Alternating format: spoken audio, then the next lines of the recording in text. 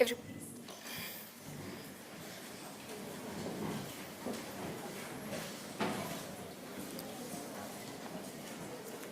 A very good morning to one and all present here. I, Neha, research scholar of Biotechnology Department, welcome you all to this esteemed gathering under the Global Initiative for Academic Networking course on Medical Translational Research from Benchtop to Bedside at Technological University. This 2-week long course brings together brilliant minds to explore how research at the laboratory level transforms into real-world medical treatments. As we begin, I request everyone to rise for the national anthem.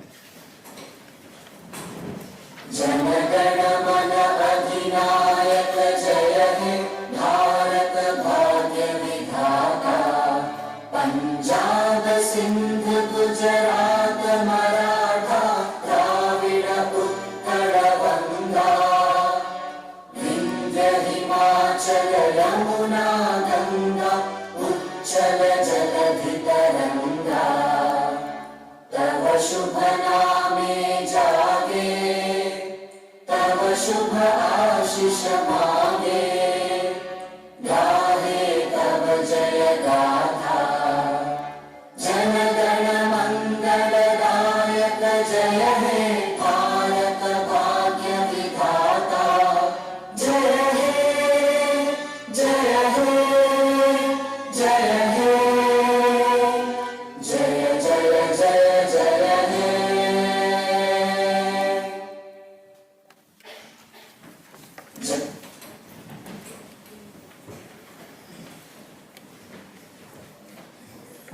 Thank you, everyone. Jnanam Shakti Sarasvataya Prasadat Bhavati.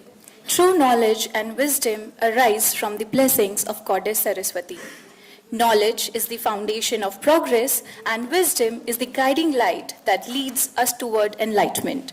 As we gather here today in the pursuit of academic excellence, let us invoke the divine blessings of Ma Saraswati, the goddess of learning, intellect, and creativity. I request the dignitaries to come forward for the lamp lighting and seek the blessings of Ma Saraswati.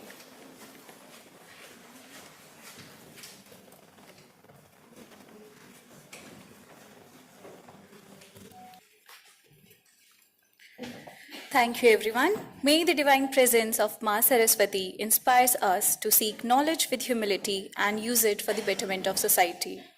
With her blessings, let us embark on today's journey of learning and discovery. A flower blossoms for its own joy, but today it symbolizes our respect and gratitude. So I invite our Honorable Vice Chancellor Sir and the faculty to present a floral welcome to our esteemed foreign expert, Dr. Hitesh Handa.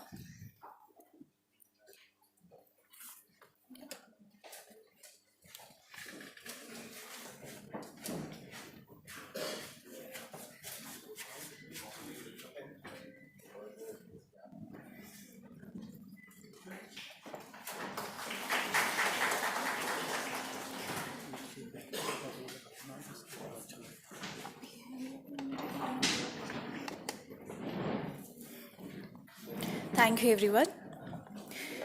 The beautiful thing about learning is that no one can take it away from you. This course is not just about learning, it's about exploration and innovation. It provides a unique platform for students and researchers to interact with global experts, gain insights into translational research, and understand how scientific discoveries in laboratories evolve into life-saving medical solutions. To start with, it is my privilege to invite Professor Yasha Hasija, Course Coordinator GIAN and Head of the Department of Biotechnology DTU, to deliver the welcome address. A very good morning, everyone. Honorable Vice Chancellor Sir, Professor Prateek Sharma, our distinguished expert and alumnus, Dr. Hitesh Handa, Dean International Affairs, Professor Praveer Kumar, all the faculty members, dear students, and all the participants. It is my absolute pleasure to welcome you all to the GIAN course on Medical Translation Research from Benchtop to Bedside.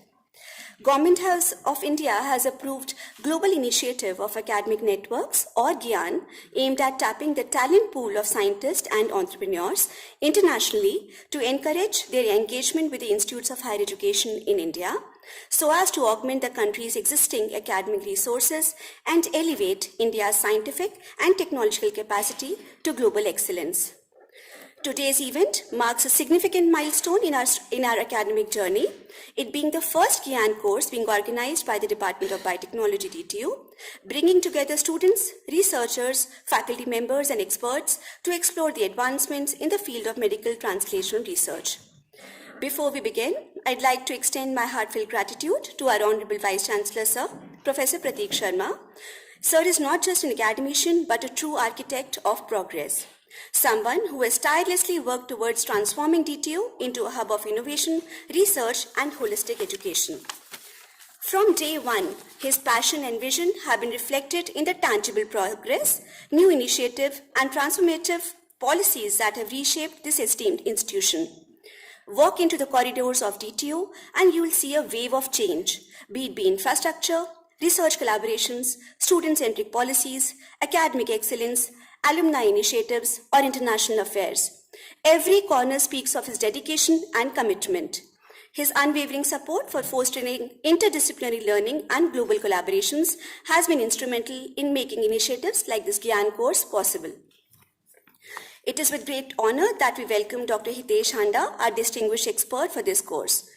Dr. Handa is a renowned scientist and an associate professor of biomedical engineering at the University of Georgia with extensive expertise in both academia and industry. His pioneering work in medical devices and biomaterials has significantly contributed to the field of biomedical engineering. With over $10 million in research funding, 100 plus publications and 35 patent applications, his contributions have set benchmarks in innovation and medical advancements. We eagerly look forward to his enlightening lectures, which will provide valuable insights into the translation of biomedical research into clinical applications. In addition to Dr. Handa, this program will feature national expert sessions, including Professor Daman Saluja from University of Delhi, Dr. Rakesh Sharma from CSIR IGIB, Dr. Tapritesh Sethi from IIIT Delhi, Dr. Neel Sarovar Bhavesh from ICGB, and Professor Kashyap Kumar Dubey from JNU. These sessions will serve as an excellent opportunity for participants to gain insights into cutting-edge research, industry challenges, and commercialization pathways. We have been preparing for this course with great dedication and enthusiasm for months, ensuring that every session adds immense value to your learning experience. We would together explore the opportunities for taking this collaboration forward, exploring the possibilities of joint initiatives under the visionary guidance of Honorable Vice Chancellor, Sir, and with the support of International Office. We are delighted to announce that we have 56 registered participants from some of the most prestigious institutions, including IIT Delhi, JNU, ICGB, CSIR IGIB, IIIT Delhi, Jamia Hamdard, University of Delhi, ICMR, to name a few. Their presence here speaks volumes about these participants committed to learning and advancing their knowledge in the field of medical translation research. Once again, a very warm welcome to all of you.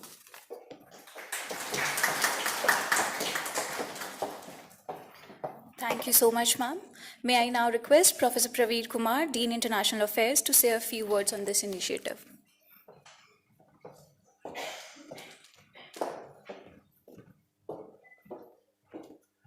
Good morning to all. Honorable Vice Chancellor, Professor Prateek Sharma, sir, Professor Yasha Hasija, our HOD, and the program coordinator, my old friend, Professor Hitesh Handa. So I just start with how this entire process began. It's began in the year 2018 when I was handling the alumni affairs. So I remembered all the days when in August 2018, Hitesh ji wrote me an email that, okay, I'm also an alumnus of this great institution, so we would like to have a collaboration with DTU. So at that time, in September 2018, we have an agreement with University of Georgia. And again, after this initiation, we can revive this collaboration. So it means like Professor Handa was keep on visiting India and every time, whenever he is coming to India, he was coming with Department of Biotechnology and International Affairs, or wherever I was, and we had a very nice time, 3 or 4 times in per visits. So I think Professor Handa, I should not say Professor Handa, it's more means like, Hitesh ji, means most welcome to your alma mater, and we are pretty sure that everybody will be enjoyed with your sessions and your knowledge. So I hope you guys will enjoy all this. Thank you.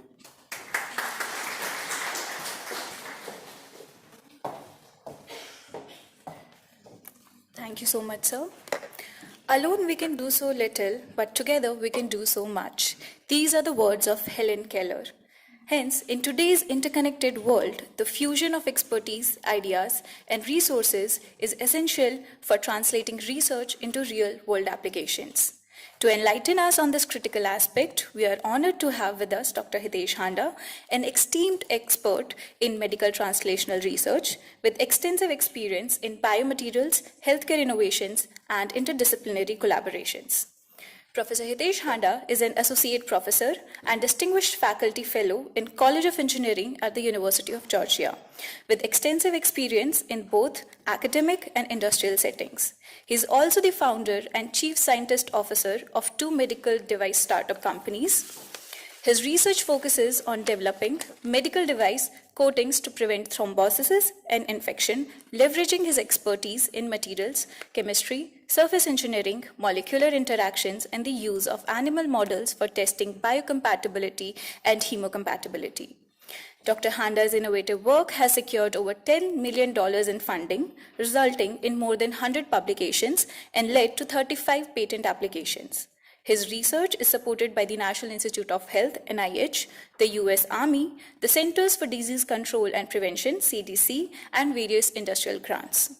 Sir has received numerous awards, including the NIH Career Development Award, the Fred C. Davidson Early Career Scholar Award, the Innovation Fellow Award, UGA's Entrepreneur of the Year, UGA's Research Excellence Award, and UGA's Creative Research Medal. Recently, he was elected as a senior member of the National Academy of Innovators, NAI. With his extensive experience in surface science, polymeric coatings, blood surface interactions, and animal models, Dr. Handa aims to bridge the gap between engineers and clinical researchers in the field of biocompatible materials. It is with great pleasure that I invite Sir to deliver his talk on exploring collaborative opportunities and share valuable insights on how we can work together to drive innovation and excellence in medical research. Sir, please.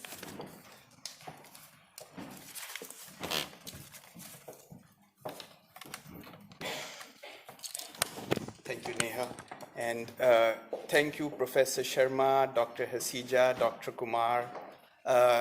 Dr. Hasija and Dr. Kumar are like friends because it has been now 7-8 years. I'm visiting them every year.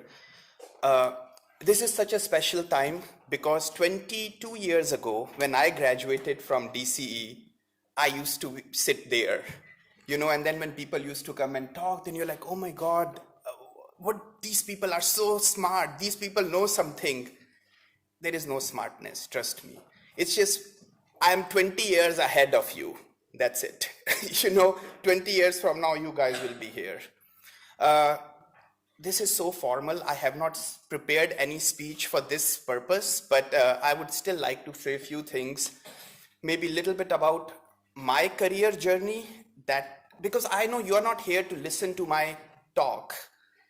That career journey is more important than whatever I'm going to teach you today.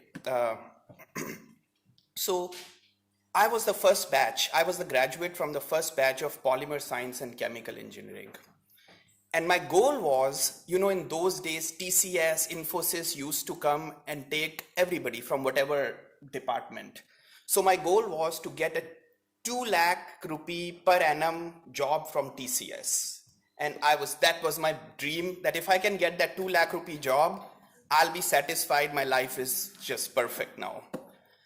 But good for me, that year, there was some huge problem with the software industry, and this TCS, Infosys, they didn't even visit the campus. And even our seniors from 2001 batch who were given jobs, they never joined because of whatever happened in the software industry. I was very close to my family. I'm still very close to my parents. But then I thought, I want to go and do PhD because I was not finding a job. And I thought, getting a PhD will be great. But I didn't even know what PhD means. And seriously, my parents, my mom was a housewife. My dad was a manager in State Bank of India. So no science background, no PhD, nothing. I was the first person in my family to do it.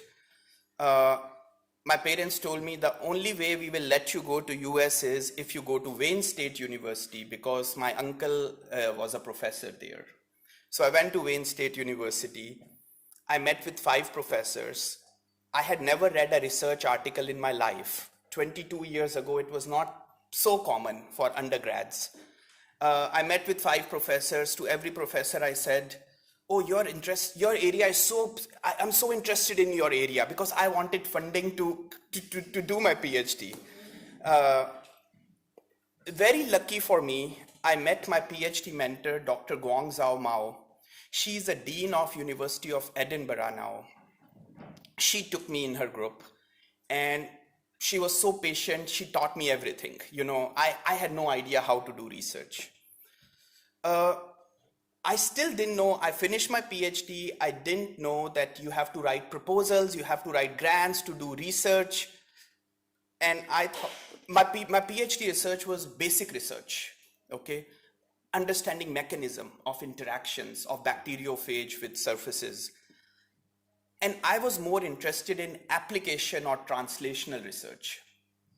So I thought, professors do basic research. I don't want to do basic research. I don't want to become a professor. But I liked student interaction. So I moved to a startup company, MC3, Michigan Critical Care Consultants. They were working on medical devices. So when I was working there, I worked there for 2-3 years. And when I was working there, I met my mentor, another mentor, Dr. Robert Bartlett and Dr. Mark Meyerhoff. Dr. Bartlett was a surgeon in University of Michigan, and he's the father of ECMO, extracorporeal membrane oxygenator. I'll talk more about it in our course. And Dr. Meyerhoff, he's like a father of, done a lot of work in nitric oxide releasing materials. So I got an opportunity to work with them in University of Michigan for 4 years in Department of Surgery. And I think working with Dr. Mao first, Dr. Meyerhoff, Dr. Bartlett, that changed my life. So one lesson for you guys, try to find great mentors in your life. Even now, I have mentors. So no matter what stage of career you are at, you can be an undergrad, or you can be a PhD, or you can be a senior person. Having mentors in life at every stage will always help you. So then I moved to University of Michigan University of Georgia in 2015. And lucky for me, so my background is polymers, material science, surface, coatings. Dr. Bartlett taught me a lot about clinical research because he was a surgeon, animal models. Dr. Meyerhoff taught me a lot about chemistry of nitric oxide releasing materials. And the startup company I worked with, Michigan Critical Care Consultants, it taught me how to work in a startup and what is required in a startup. So when I came to UGA, I didn't do all this because I was planning it. It was just whatever opportunities were coming to me, it just somehow happened. So when I come to UGA, I joined all these dots. So I started doing research with some clinical experience, chemistry experience, surface science experience, and working in a startup company helped me start my own startup companies. So coming to the topic of my little talk here, collaboration. Through all this, one thing I have learned is if you want to be successful, you can be super smart, that won't help you. You need the right team of people to work with. So collaboration is a must if you want to be successful. Especially, I think most of you are in medical field somehow because you have come to this 2-week course.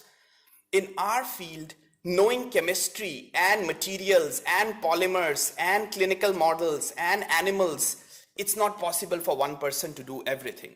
Even though I got a little bit experience in all these things, I still have my experts, my collaborators, who I am working with, who are experts in these different areas. So learning how to collaborate with people, not only from your field, but different fields is very important. When I was in University of Michigan in medical school, I learned these clinicians and basic engineers and scientists, our language is very different.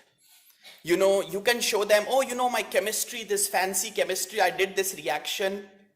They want to see your result in an animal model. Similarly, if you talk with a chemist versus if you talk with an engineer, they talk very different language. As a startup company person, co-founder, talking with investors is a different way to talk. If you talk too much money or if you talk too much science, they are like, okay, that's fine. How am I going to make profit out of all this? So learning to work with people is very important. Professor Hasija, Professor Kumar, we are working with trying to have some collaboration with UGA and DTU. I'm also working with Vellore Institute of Technology. We are trying to start a 3+1+1 program that a student does 3 years undergrad here, their final year of undergrad at UGA, and then spend 1 more year at UGA to get a master's degree from UGA. We are trying student exchange programs. Let's see what happens. Faculty exchange, trying to get adjunct appointment for a faculty from DTU in our university, faculty from UGA to get an adjunct appointment at DTU. So all this is, I think this is the future, because bringing people from different backgrounds, not just research-wise, but different countries, pooling the resources together from different places, that's the only way to solve these challenging problems of our times, actually. So I don't know if it's 15 minutes or 20 minutes or 10 minutes, but I think I can stop here, and we'll have 2 weeks now to talk a little bit more about what I do. But thank you so much for attending. I hope it will be a good, helpful session for you guys, and we can meet more after the class and get to know each other better. So thank you, and thank you to all of you.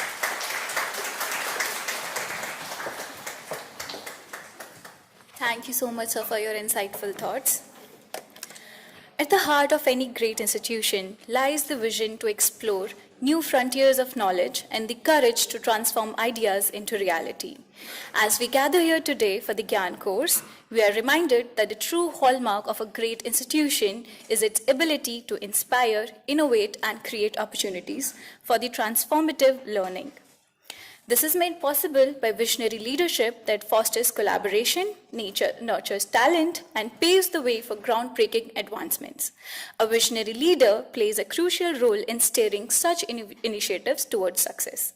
We are privileged to have us with today Professor Prateek Sharma, Honorable Vice Chancellor Sir of TTU, a dynamic leader dedicated to advancing education, an advocate for interdisciplinary research, and a firm believer in innovation-driven education. I now invite Sir to share his valuable insights on today's event. Thank you. So, good morning, all of you.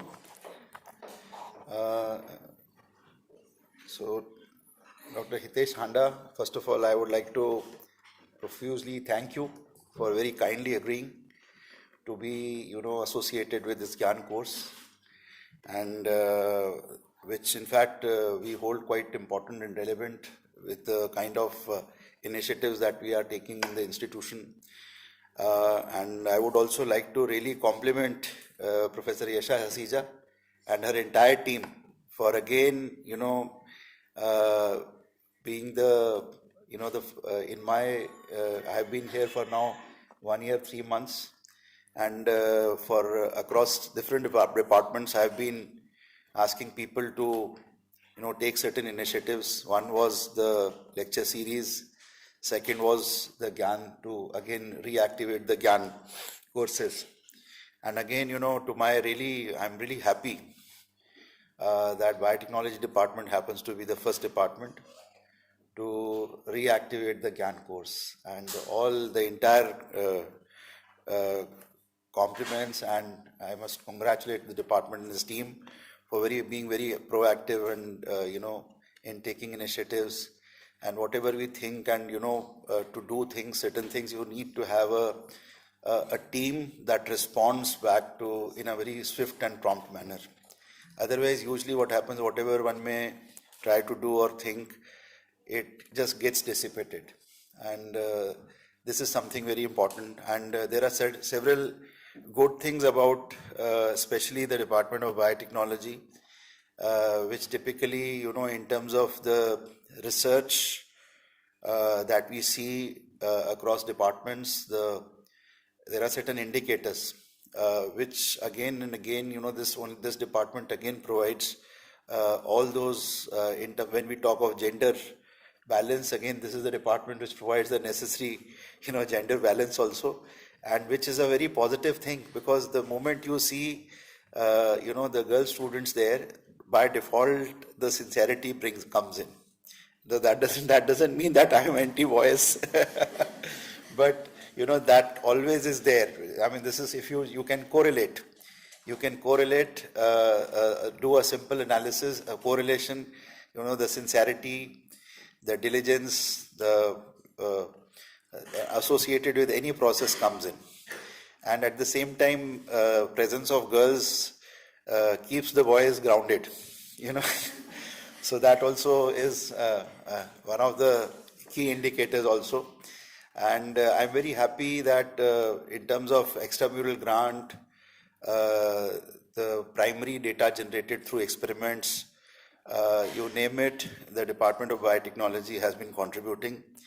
And in fact, we have been trying to expand the facilities that need to be extended to the department, and we'll try our level best to make it possible as the requirement comes from the department. In fact, Dr. Hitesh, I'm very happy. Dr. Hitesh is a proud alumnus of DC, which I am also. In fact, I passed out in '89, and in fact, all the story that he has narrated. Typically, he was very honest in conveying exactly what his journey, which actually what happens typically when you see people have, they will, convey their story in a very artificial manner. And so therefore, people who are sitting across, they at times think that, okay, this is not attainable, or something, this is something, even though they may not have gone through that journey, but they'll try to, envelop the entire journey in a very, in a manner which appears to be very difficult for people who are sitting across. The manner in which he has narrated his journey, it makes it, I think anybody who is sitting here would be inspired to, to learn from his experiences, that if we follow, and our, the thought process, it is not always that, you plan certain things. At times what happens, obviously there are different ways by which one attains certain benchmarks or landmarks in life, but it is not always typically planned in a very linear manner. At times what happens is one keeps on moving with whatever opportunities comes one's way, and then takes up those opportunities and then moves forward. As the learning becomes clearer about the manner in which we want to move. And in fact, what he has conveyed, and in fact he is a very accomplished scientist and engineer, and there are several learnings from what he has basically shared with you, is the is the process is important, and to be part of a good team is something very important. And if you are able to identify that good team, most of your issues are basically addressed. And in fact, through the experience of people who have been, associated with any process. Now, in this particular context, it is basically research and the entrepreneurship. So for that, people with whom you associate, their experience is very helpful. That experience you don't get in textbooks. And in fact, in a very subtle manner and very indirect manner, in fact, the purpose of having these lecture series or inviting people who have, distinguished themselves in their respective fields, the idea of inviting these people is this only, that indirectly we are able to network with these people.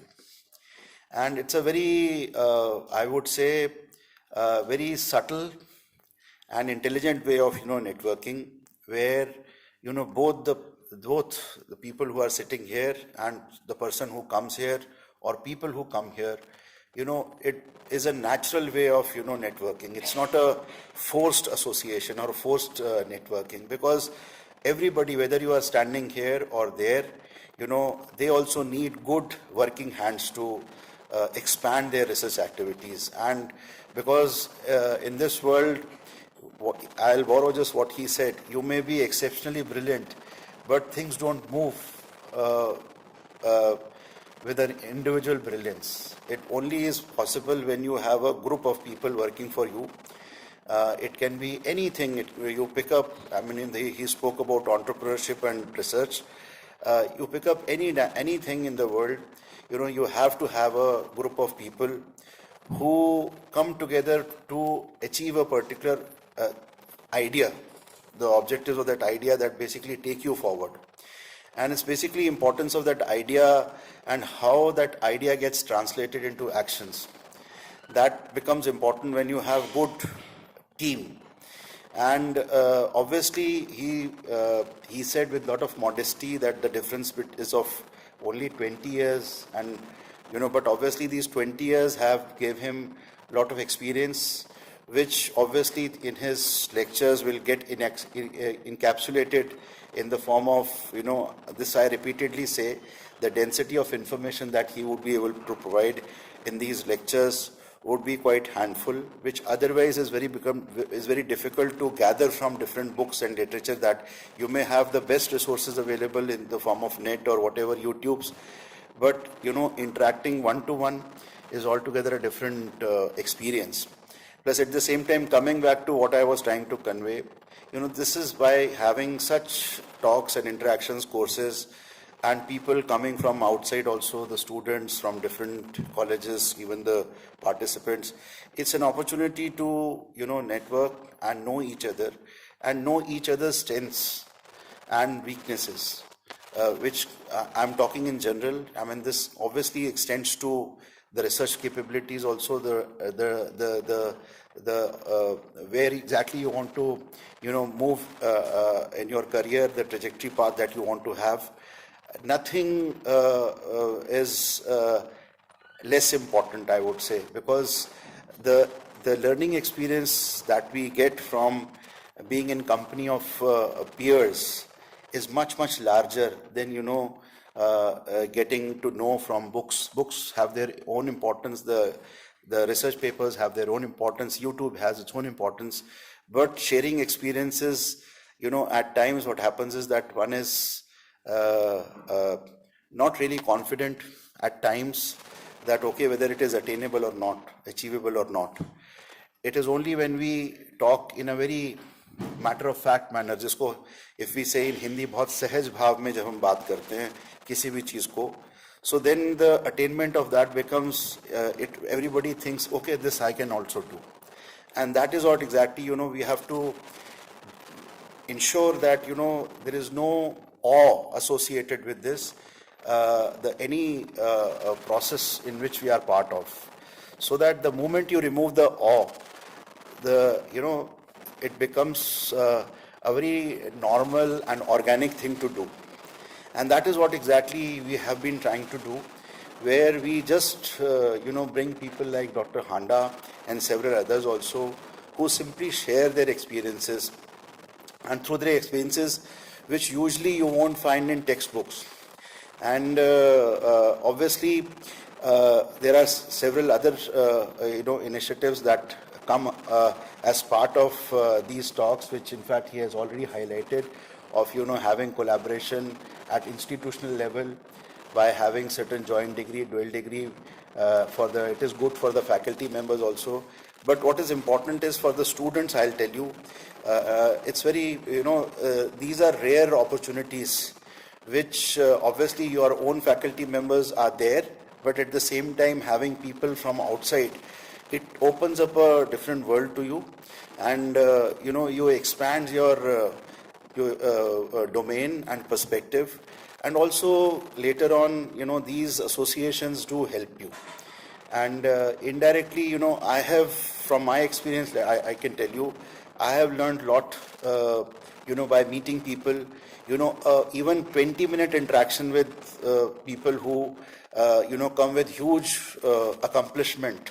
If you are discerning enough, only that 5-10 minute interaction will give you huge amount of inputs about the personality of that individual, and obviously how you can translate that into action. So I'm just talking philosophically, but I'm really happy today that again Biotechnology department happens to be the first department to initiate reactivate the GIAN course. And there are several, there are reason for being philosophical is this only, because it's not just a course that is being done. There are several other, peripheral benefits that accrue when we have conduct such courses. Somebody like Dr. Handa, he's a representative on an institution. He comes with an institution. He's representing Georgia. So obviously the entire experience he's bringing with him here and sharing that with you. And obviously, if we try to utilize this opportunity to, in terms of being part of his research group or any other group to which he has access to, in terms of doctoral research, in terms of master's research, or as postdoc. No, obviously these are the opportunities. Obviously the course per se will give you certain positives, take away, add value to your existing knowledge, but it is more than that. It is more than the paraphernalia which a single person, Dr. Handa, and the entire team that brings on table. That is what basically the purpose of these lecture series is. And obviously the core remains the same, that is the takeaway, but there are several other things that come with this. I'll end by, saying one more thing. This is a very positive and good thing that, a biotechnology department being housed in a technical institution. Typically what happens is that usually if you consider any institution within the country, you will have general universities basically housing a biotechnology department or life sciences department, where you'll have, the botany, zoology, physics, chemistry, and humanities. These are the typical, if you again say Delhi University, JNU, having, this is the advantage that typically this is the USP, I would say, of the biotechnology department, that it is housed in a technical institution, because by definition, technology is suffixed to bio. So basically you are trying to utilize the life sciences, the life sciences principles or biological processes to, with the aid of technology, so that, it becomes some utility basically accrues from that.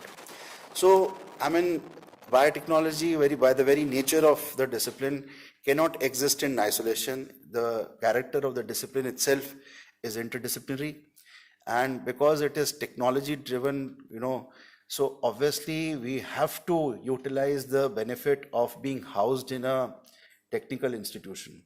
And as a result of which, the collaboration between, say, biotechnology department and civil engineering department, so to say, should result in so many good things, and even mechanical engineering. And in fact, I shared certain material again with your professor, the head of the department, and I'm very happy again the response was very prompt, is something to do with biomimicry, in which civil engineers use the biological processes to understand.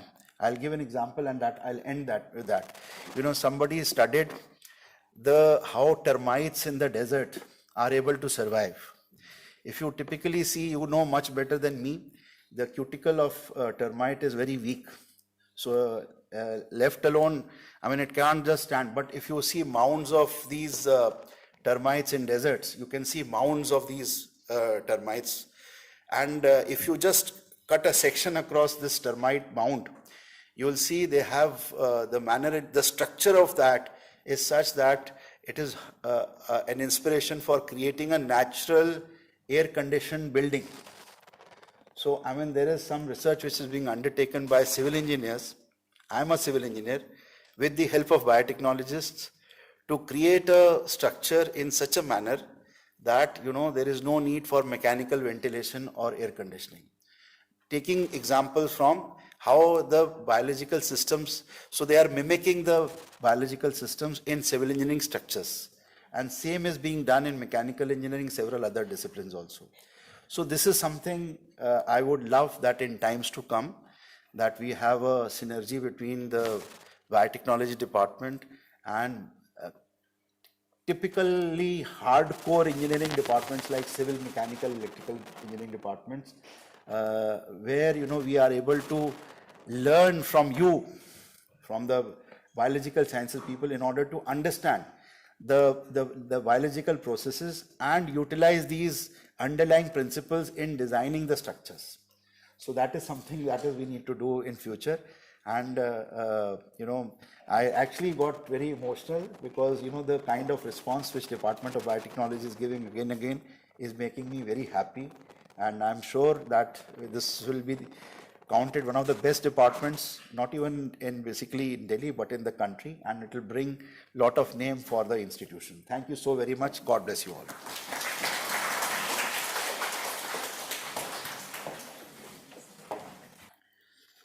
Okay, so we are going to talk about translational research.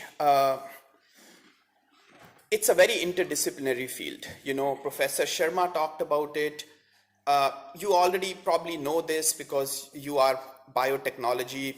Most of your backgrounds are biotechnology. When we are solving most of the issues with these biomaterials type work, you need people with materials background like polymers or metals or ceramics. You need people who understand microbiology or blood or bacteria, infection. You need people who understand animal models or the clinical problems in the field. So you might need mechanical engineers. So such vast and there is no way that one person can be an expert in all these different areas. So learning to work with a team, and trust me, lot of times I have felt that working with people is very easy and lot of time it's very challenging also. So you might find people who think like you, and you might find people who don't just think opposite to how you think. So I think those issues prevent science to move forward fast. So I say start developing the skills of teamwork. When you go for job search, people want you to be independent, that you can make decisions, you can lead the projects, but a lot of time they also want to see your team working skills also. You need both. At times you should be a leader, at times you can be a good team player. So and I'm just saying, science and real life, it's both places you need this teamwork. And I have stories which I will tell you tomorrow at 10 o'clock, okay? Now we will discuss a little bit about different types of materials, little bit about challenges like if blood and material interact, what happened, if infection happens, how infections happen, some of the testing methods, in vitro testing, animal models, and some of the applications of biomaterials. I would also like to talk a little bit about my experience with patents and technology transfer, a little bit about startup company, so we can discuss some of these things in the course. Now, translational research, I think maybe around 20 years ago, it was like a buzzword. So what was happening was, so I think most of you know National Institutes of Health, or NIH. It's a big, most of our grants come from NIH to do this type of work. So they give decent size grants in million, $2 million, $3 million grants. And what was happening was people were getting these big grants, and then they are publishing papers, 2 papers, 5 papers, 10 papers, when they get $1 million grant, $2 million grant, and that's it. So then NIH started talking that no, we want to do something more meaningful, more application research that can come to market soonish. In next 5 to 10 years, there is a potential of bringing something to market. So they started talking about translational research. So from benchtop to bedside, you are doing some experiments, and then in next 5 to 10 years, you are hoping that to come to market. So we'll talk a little bit about that in the course. So this is a really good book. You don't have to buy it for this course, but a lot of the slides I have, they are a lot of the information I'm going to talk, it's from this book. It's like this big book, a lot about biomaterials, and very useful resource to have for you guys if you want to have it, not just for the class, but for future, for your field of work. Another thing I'll say, I had to prepare so many slides for this course. I have tried to cite, most of the slides are not my own drawings, okay? These are the pictures and information I have taken from internet, from this book. If I miss some citations, I'm sorry. My work will be, I'll talk about nitric oxide releasing materials. That's my lab's work. I'll show you. But most of the other work is all, I took it from internet, and if I miss some citations, I'm sorry, and I hope I covered most of them. So when we talk about biomaterials research, how many of you actually work in biomaterials? Not biotechnology, but biomaterials, you know, making medical devices or implants. So what do you work on? Sir, I am making biosensors devices. Okay. Sensing devices. Implantable or not implantable? Implantable in liver, etc. Oh, wow. Nice. Okay. Anybody else? Okay. So good. So when we talk about biomaterials, this is like some of the research areas, and there are many more. I just try to think of some that when you talk like blood compatibility, infections and biofilms, if you have an implant urinary catheter, it's going to get infected, right? Stem cells, tissue engineering, cancer research, cardiovascular type work, biodegradability, biocompatibility. These are some keywords. If I think about biomaterials related research, these are some of the things that come to my mind. Drug delivery, biomimicry. Professor Sharma was talking about biomimicry, right? Wound healing materials, cell material interactions. All these are important things to think about.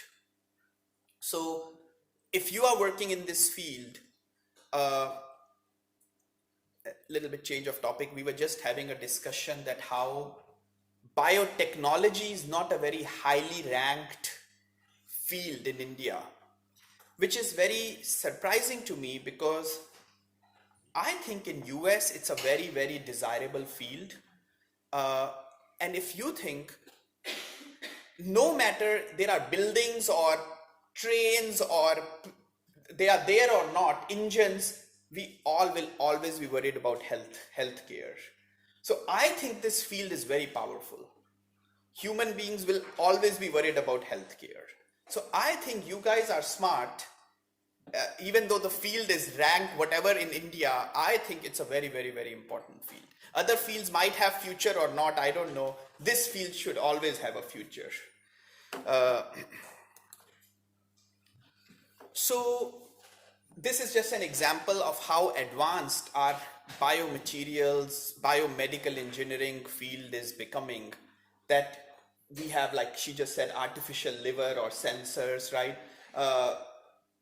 So many different implants we can have. And trust me, although we have all these applications, we are still struggling. Nothing is perfected, right? It's still going to be, some have infection problem, some don't last long, some can crack, like a hip implant. It does not last for more than, for some people, if they are very active or if they fall, the material is brittle, it breaks. So somewhere infection is a problem, somewhere clotting is a problem, somewhere inflammation is a problem, somewhere it won't last long enough. So there is so much room for us to keep improving these applications of medical devices, that I don't know how many more years we can keep working on this field very easily, actually.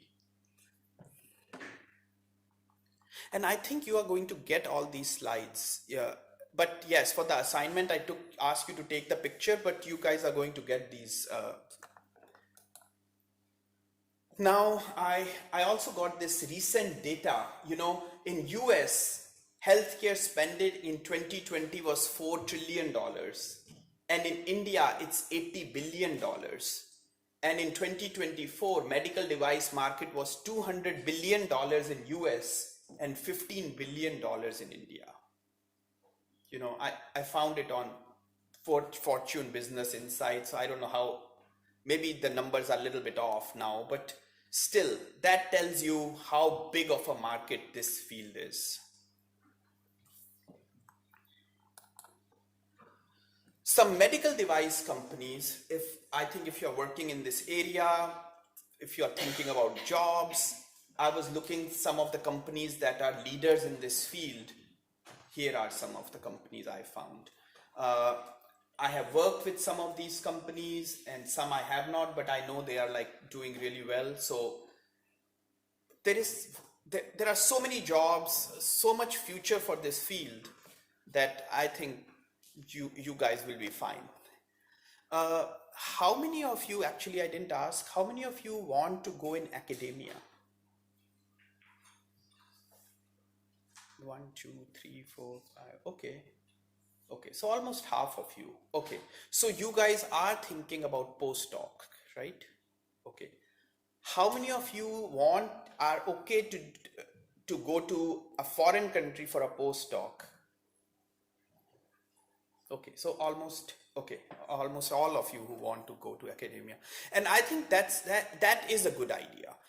Even if you want to come back to India to become a professor, going and doing a postdoc outside India will definitely help you. You know, that exposure will be very helpful. Okay, so I really like this slide. First time when I thought about it, it was just eye-opening a little bit.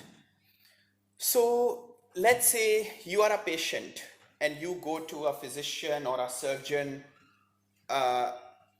You either need a medicine or an implant and surgery needs to be done. You are only seeing a physician and discussing with that. You are a patient.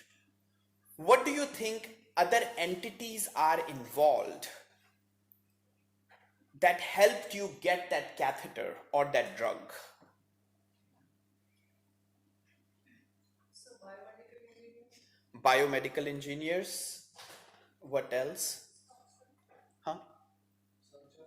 Surgeons. Okay, so let's put scientists and researchers as one category. So you are only saying one of these in different ways.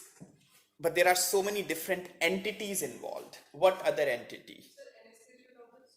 Sure, I'll say all that is researchers, scientists, that category.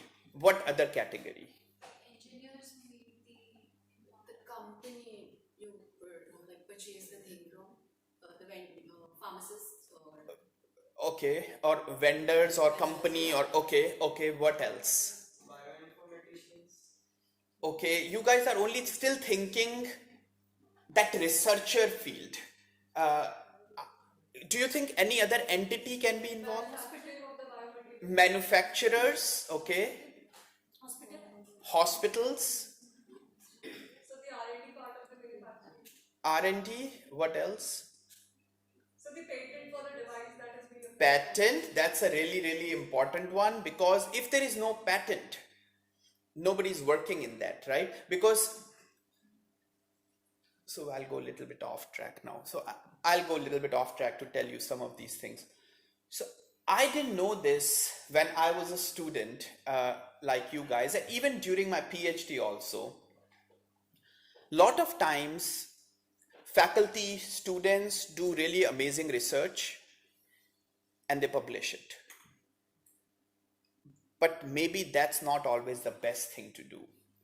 Because if you did something really novel and you feel after looking at the literature that, nobody has done this. I made this new material which is stronger, better, cheaper. Whatever you did, the material is novel in some way. Maybe filing for a patent should be the first thing you should do. I don't know at DTU how it works. In my university and most universities in US, we have a patent office that help you, technology transfer office, innovation gateway, in my university they are called.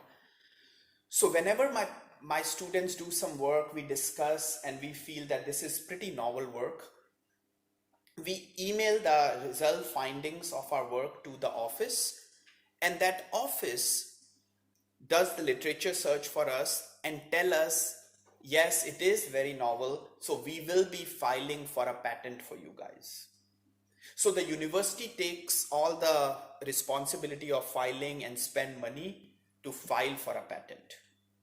Once it's filed, that application for patent, now you can publish the paper.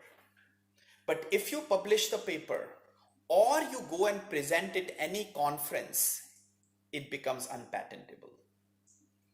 Okay, so sometimes I feel professors don't know this, sometimes students don't know this, sometimes universities are not very supportive of this.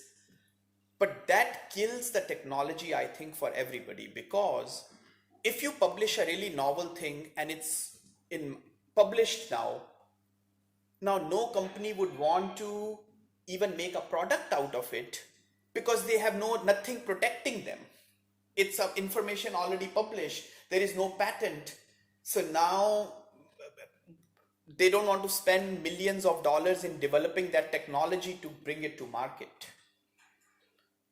So I feel patents are very important and you should definitely consider discussing with your mentors if you think your work is novel. Okay, what else?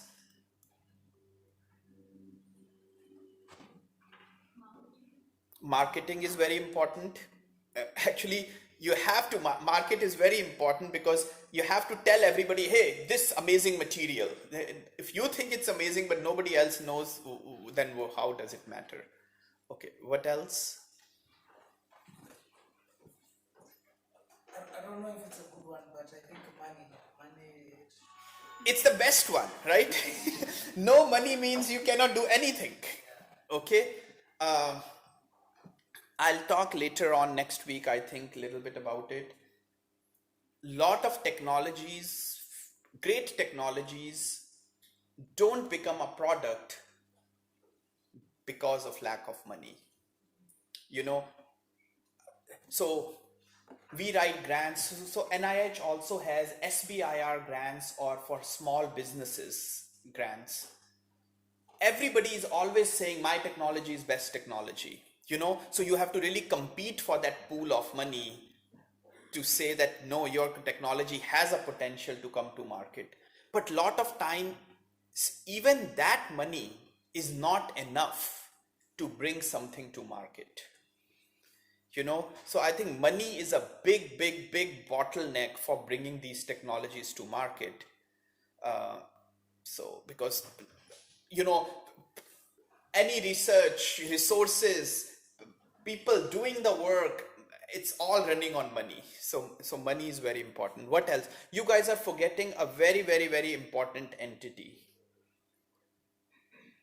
Human resource. Sure, but very important. Like investors, money, okay. Still, what else? Yes. Government and regulatory or FDA to give you all the approvals, right?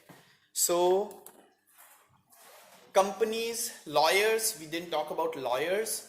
So lawyers are very important because when we file for these patents, so when we work, we don't have a law degree, right? We just say, hey, here is our finding. So our universities have these patent attorneys that they work with who help us file the claims of a patent. And they have their fancy language to cover as much as possible. Because what happens if you file a patent and you don't cover a lot, somebody can read your patent and find a way around it. For example, if you say, oh, if you mix this compound in polyurethane, you can make this. What if somebody now uses PVC? Or instead of mixing it, they covalently bind it. So if your claims are not very vast and very properly written, somebody can find a way around it and they file their own patent. So we need these lawyers who know how to make the claims more broader. And then we talked about government, media, scientists, manufacturer, investors, universities, FDA, right? So can scientists be the patent attorneys given that they undergo a course under law? Ooh.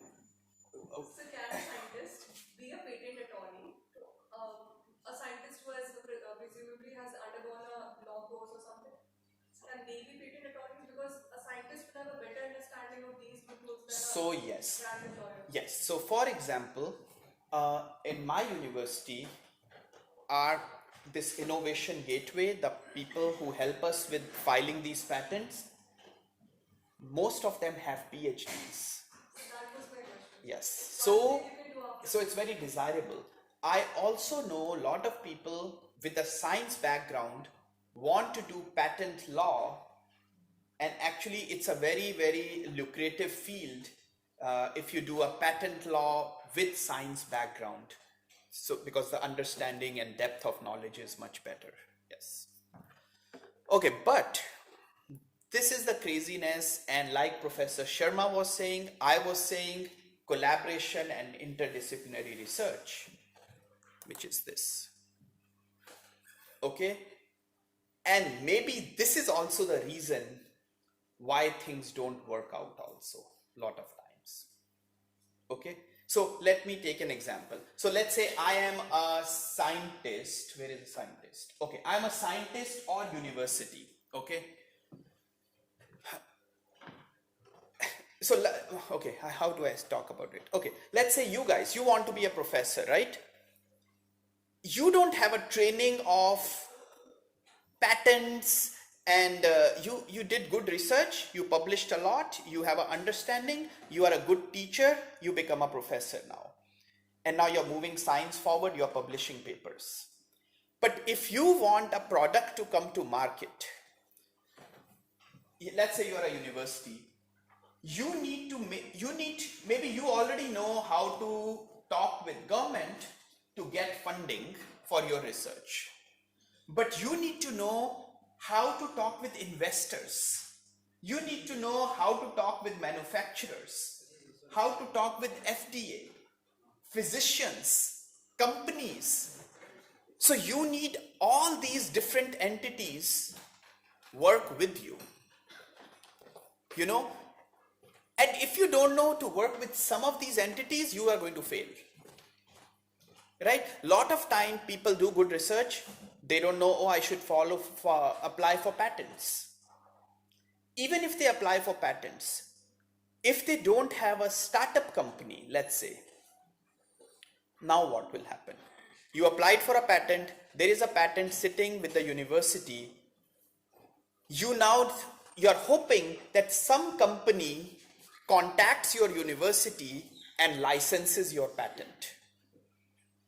So in our field, in the patent field, first of all, if you file for a patent from university, I don't know how it's in India, I'm talking a little bit about what happens in US. The university owns the patent.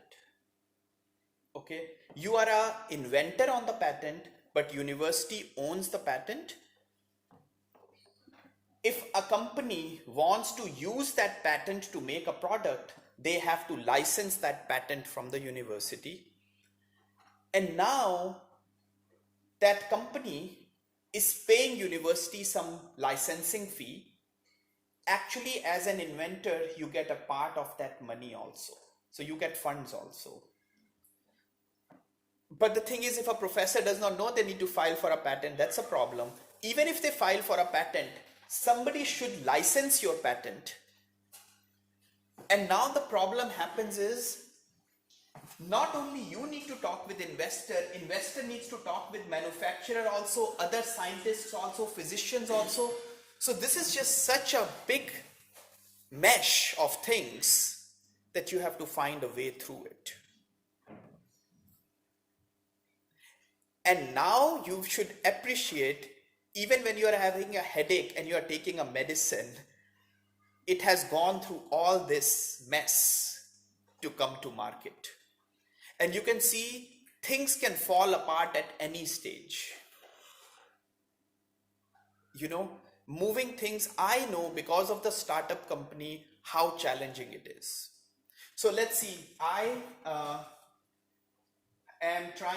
we talk with media, I talk with other scientists, I'm talking with physicians to know the problems, we are talking with other companies, we are talking with lawyers because we need to file for patents, we talk with government to get NIH funding.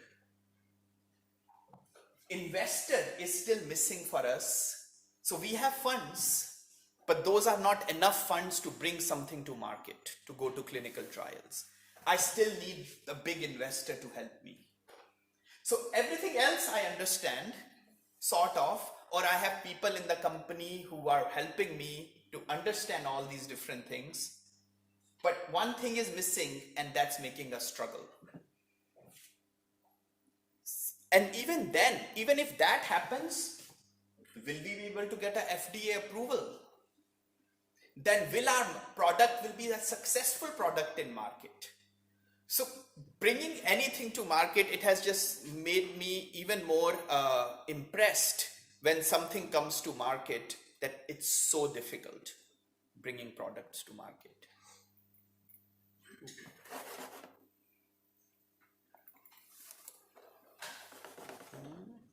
Okay. Is this the... Yes, okay. So this just again, whatever I have said before, how you need teamwork and there needs to be a flow to work with different people. From my own experience, I have seen when I was working with my mentors, one was a chemist, one was a surgeon, and their way of thinking was very different. When my PhD mentor, she was a different type of thinker. My other two mentors were different type of thinkers.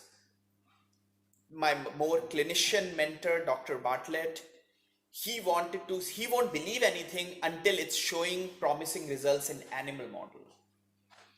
But my chemistry mentor, he was more about, did you do NMR?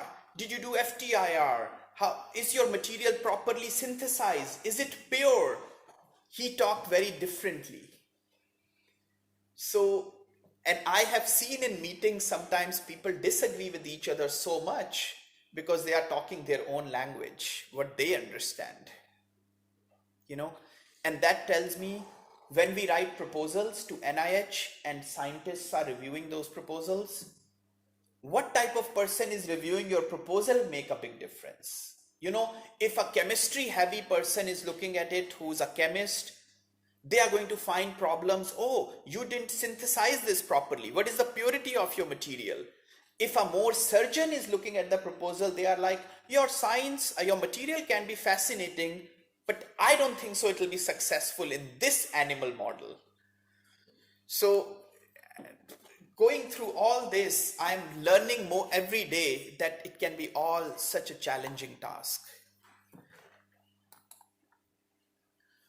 So common denominator in discussion, biomaterials is, so if you think about biomaterials, biocompatibility is a very important factor, right? That material needs to be biocompatible.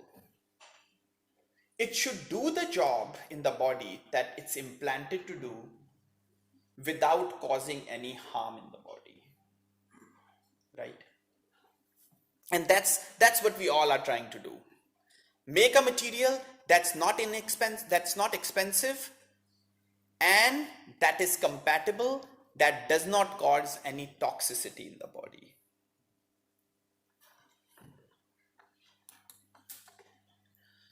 And material that constitute part of the medical implants, extracorporeal devices. What is extracorporeal device? Anybody? So extracorporeal devices outside the body. For example, when people are getting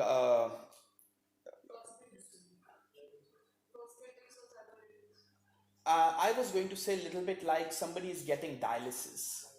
Okay, so blood is coming out, getting cleaned and going back in the body, right? So it's extracorporeal device.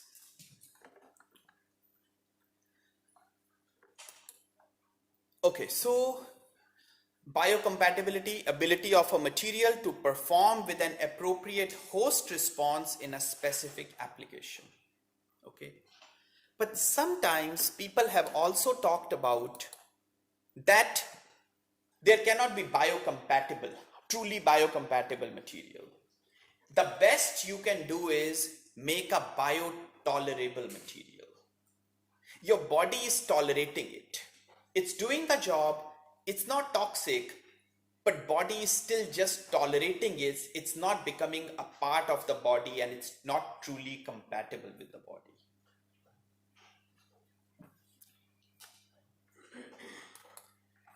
So, two important factors for biocompatibility. Device or material does not inflict harm to the organism, of course, and it performs its intended function over the required period of time.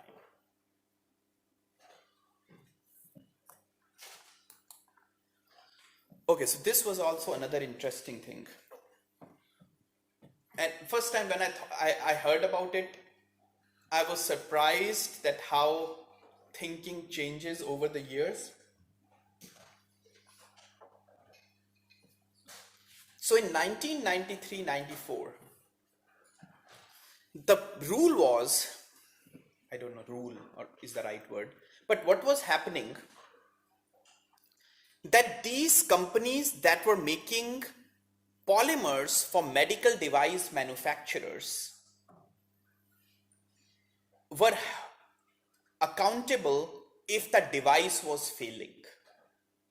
Meaning, if let's say you have a medical device company, you are buying a polyurethane from her company and now you're making a catheter out of it and there is a problem with the catheter, it fails, it was her fault because she was supplying the polymer to that company.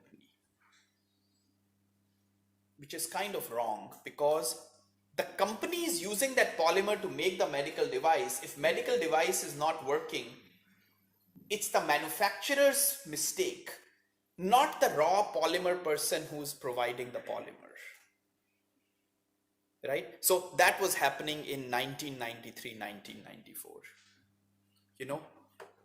So then in 1998, they signed this Biomaterials Availability Act, which corrected it to that basically if this company is manufacturing that catheter, if catheter fails, it's the company's fault. It's not the raw polymer company's fault if that catheter is failing. Okay, but the supplier can be accountable if they act as a manufacturer also. So if they are making a raw polymer and manufacturing the device, now they can be at fault. If they are seller of the device, so they are making raw polymer, this company is making the catheter, and this raw polymer company is selling the catheter. Now they can be at fault. Or they fail to meet specification. They are saying my polyurethane is this hardness, but it was never that hardness, it was a different hardness number. So they misinformed the company. Now they can be at fault. And also, if they have substantial economic ties with the company, then they can be responsible, which all makes sense to me at least, you know. But interesting that these rules were not common sense in 93, 94, and they had to make these rules. Okay, so overview of biomaterials, you know, it's such a vast field. Most of the things you can think about in these medical devices, they are all biomaterials. You know, stents, catheters, hip implants, lenses, dental applications, extracorporeal, tubings, vacutainers, syringes. Do you guys know what is a vacutainer? Vacutainer? What is a vacutainer? Yes. So this is like a tube which has like little vacuum suction. So you can just, instead of syringe, you use a vacutainer to draw blood. It just sucks the blood through that tube and with that vacuum pressure. So all this is biomaterials. And they all have their own challenges. I have worked with stents. You guys know why stents are used? We'll talk about stents in next week, I think. But stents they go in the blood vessel. They can get clotting. So there is a problem with that. How to prevent clotting from happening in the blood vessel on the stents. Hip implants, they are load-bearing implants. So now they can crack or not function properly or get infected. So there is a problem with that. So, you know, all these fields have so much challenges that we can help solve these challenges. So how do we take care of gender bias in development of organs? Implants need to be designed in a different fashion for female body parts. So I think the people who are like manufacturing companies, they take care of all that, right? Like they are designing it based on the age of the patient and male, female. Yes. One example that I have come across is the hip transplant. It fails 1/3 times more in females than males because of the different size and everything. Yeah. So they essentially make it the same size, implant it the same way, and it fails more in females. So, you know, that I think brings to a different question. Lot of time I have felt lot of these manufacturing companies, for them science is important, but profit margin and all that is also more important. And we can discuss this tomorrow. Yes, we can talk about this. Yeah, okay. Tomorrow 10 o'clock meeting is important. Okay, so try to come to that one. Okay. Application in dentistry, titanium posts, and you know, so all this is biomaterials. Extracorporeal devices. So I talked about my mentor, Dr. Robert Bartlett. He's known as father of ECMO. This is something ECMO, and you know, I'll play a video also by Dr. Bartlett's video about ECMO. So basically, ECMO is babies who are born premature, their lungs are not developed, they can be hooked to this machine, extracorporeal membrane oxygenator, to try to oxygenate the blood and give baby time for the lungs to develop. But the blood is coming out, getting oxygenated and going back in the body, right? That's one example. Dialysis patients, another example. So I have a collaborator, we are trying to work with him on microfluidic artificial lungs. So that's that picture that we are trying to work in that field. So all this, and in these type of applications, one of the big challenges is how blood not to clot inside these devices. See, when blood sees a foreign surface, it likes to clot. When you see, we talked about this vacutainer. These vacutainers have anticoagulant in them. Because if I try to draw your blood right now in a syringe, blood will clot immediately in the syringe. Because when blood sees a foreign surface, it wants to clot. So you need anticoagulant to prevent blood from clotting. So how to prevent blood from clotting in ECMO when blood is coming out of the baby through the tubes? It should not clot. When you're making these microfluidic organs where the channels are so small, micron size, blood is flowing through these micron size foreign surfaces, blood wants to clot. How to prevent all this clotting from happening? Huge problem. How to prevent infection from happening? Huge problem.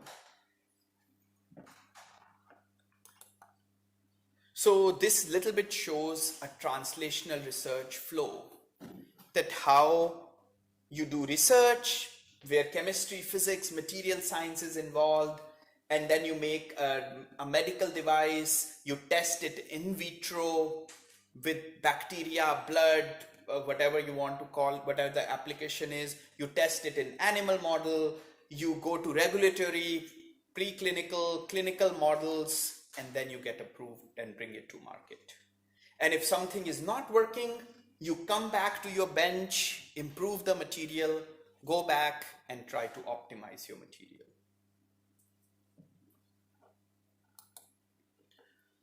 Okay, history of biomaterials. Should we do a 5-minute break? Okay, we can do a 5-minute break, right? Like this whenever I want. Okay, perfect. Thank you. Okay, so guys, don't ask me controversial questions.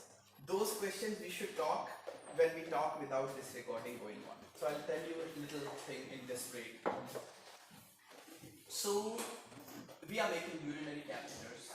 I contacted a urinary catheter company, a big player in the field. We are not recording now, right? Not recording. Perfect. Okay.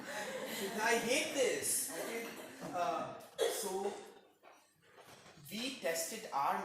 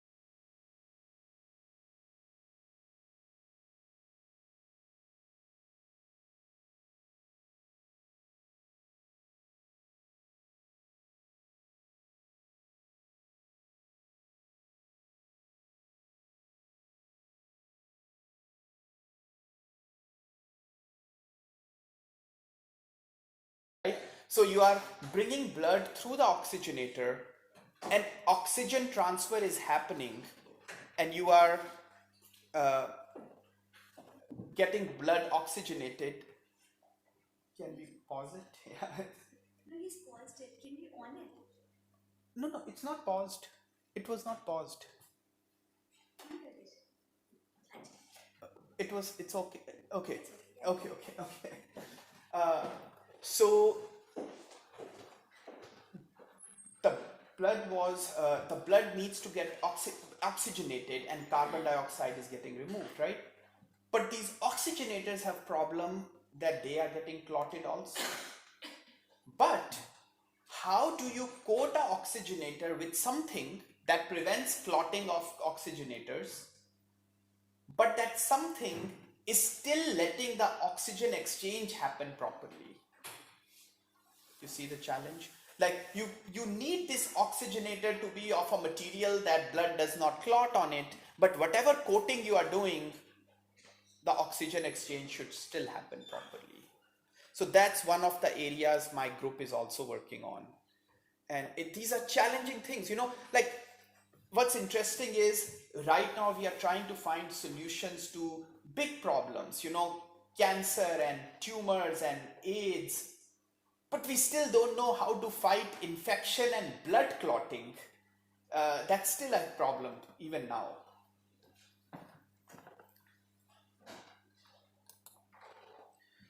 Now, out of this, everything is a biomaterial. Wound dressings or valves or hip implants or vacuoteners or glucometers or syringes, blood bags. This definition of biomaterials can be very broad and it can be very narrow. Some are use and throw. Some are long-term use. Like a syringe. You draw blood and you can just trash it now. But if you want a stent implant in somebody, it can be a permanent implant. So some challenges are, okay, use and throw, it has to be very cheap. So when I work with these medical devices, so when we talk about urinary catheters, let's say if a urinary catheter is $5, it has to be in that price range. Even if I make a much better urinary catheter, which is antimicrobial, I cannot now have a $50 urinary catheter when $5 is the standard urinary catheter that's in market. So sometimes as scientists, even I didn't used to think like that, right? You want to just find a best solution. But even if you find a best solution and it's very expensive, it will not come to market. It cannot go beyond that very, very small price range. It has to stay in that little price range.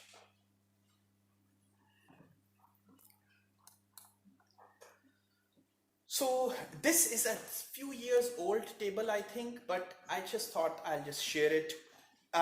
For example, there are 1 billion catheters used. Maybe the number is a little different now. Maybe it's 0.7 billion or 1.5 billion. But the point is, if you say, oh, only 5% catheters get infected. Okay, 5% of 1 billion, right? It's still a very, very big number. And the market is $20 billion for catheters. Stents, 1.5 million. Some of the biomaterials used for different types of applications, PVC, silicone, titanium, stainless steel, some common materials used for different applications. And science is moving so fast, we are trying to bring new materials to market, but still some standard polymers, metals, they are still in market.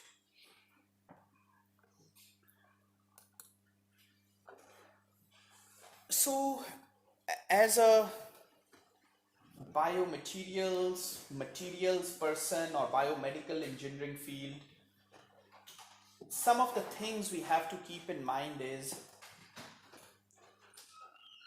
see, again, it brings me to the same thing.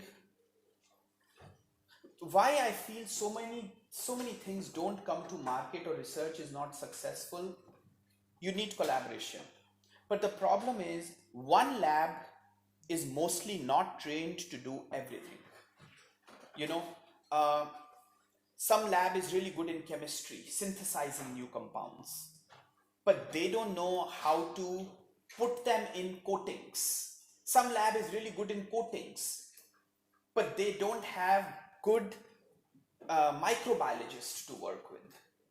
Okay, you have that, but you don't know how to work with animal models. In US, funding agencies are different. So there is National Science Foundation, which is more basic research, National Institutes of Health, more application research.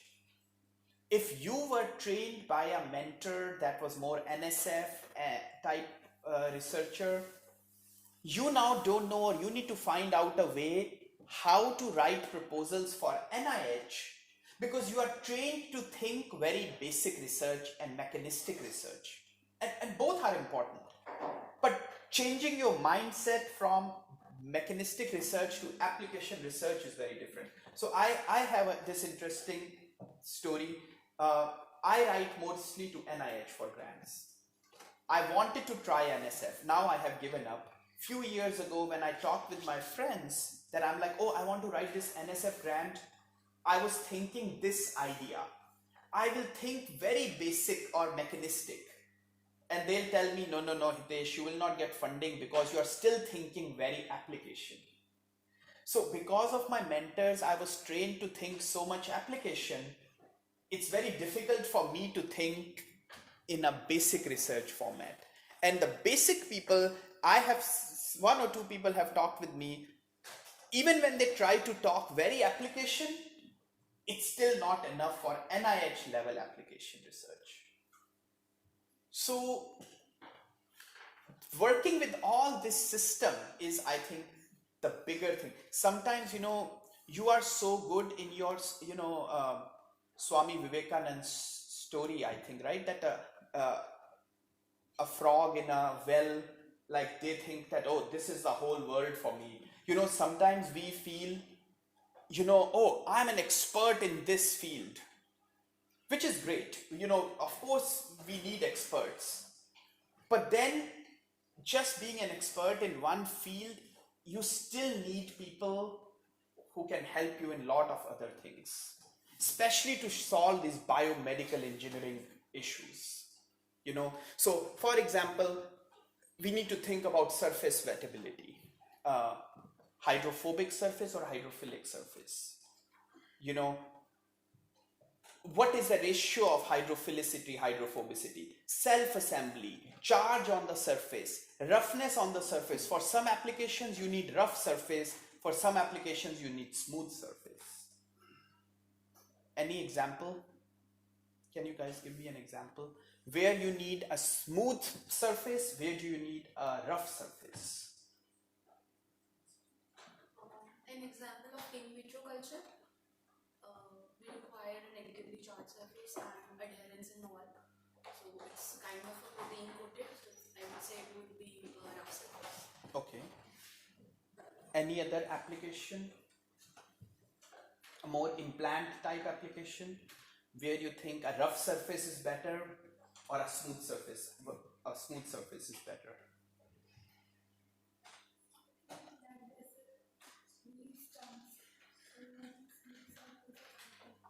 Smooth surface, okay. So let's say a catheter type application, right? I don't want blood to stick to it. So smooth surface is better. Rough surface, you are increasing the surface area. But if you have a metal implant where you want the cells to grow on that implant, you want a rougher surface is better.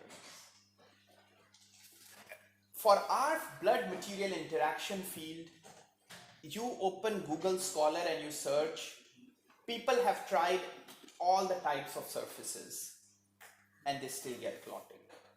People have tried smooth surface, rough will get clotting anyways, hydrophilic surface, hydrophobic surface, slippery surface. Anything you try, blood will eventually clot on the surface. So what functional groups are on the surface, what receptor sites are on the surface, all that is very, very critical to our field of work. And I'm talking from one angle, but whatever fields you are working on, you can probably relate to it.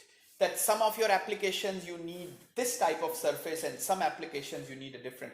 I tried to make the talk more generalized, that depending on the application, you have to fine tune your surface properties.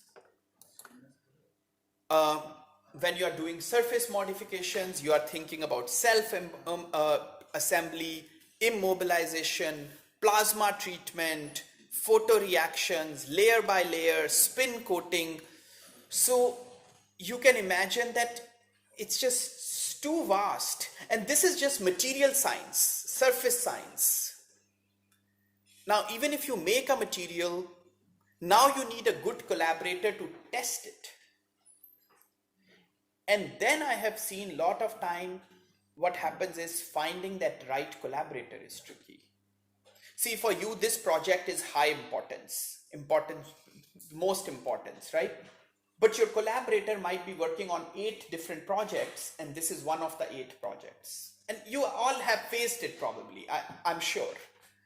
So how to move? Some collaborators are very aggressive. They want to move at very fast pace and you cannot keep up with them. Some collaborators are much slower than where you want it to be.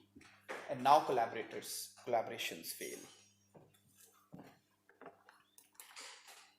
A lot of common characterization techniques used like SPM or AFM, atomic force microscopy, contact angle, infrared spectroscopy. And again, lot of time, maybe you guys are, you don't use them and you have technicians to use these techniques. Is that correct? It depends, right? So I'll only recommend you guys one thing. That's totally fine. But you should still know the technique very well. I tell this to my students also. If you have a manuscript, there are 5 authors on the paper. If you are an author on the paper, especially if you are a first author on the paper, you cannot tell, oh, the third author did this for me. I don't know how they did it. I mean, it's okay, the third author did some characterization for you, but it's your job to at least get enough knowledge about how it was done. Maybe you can sit with them and look at them doing it one time. You should still understand the results. That's the responsibility, at least, of a first author. And actually, I'll say, even if you're a third author, most of you are doing PhD or want to do PhD. Even as a third author, you should not just be blindly doing studies for your first author. Right? You cannot say, oh, the first author gave me this material and said, do bacteria study on it. You have no idea what that material is, and you just did it because they told you to do a bacteria study with it. It's still your responsibility to understand, because otherwise there is no difference between a technician and actual PhD level researcher if you are just doing it blindly like that.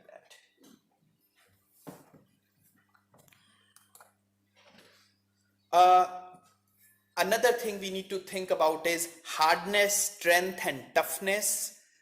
Again, I'm talking about material properties, bulk properties, surface properties. Hardness is, can your material resist permanent shape change? Strength is, can it withstand applied stress to the surface? Toughness is, what is the maximum amount of energy it can absorb before it fractures? Lot of times when you are using a hip implant or knee implant or load bearing implant, these type of application studies become more important. Okay, now I need to go to my different slides.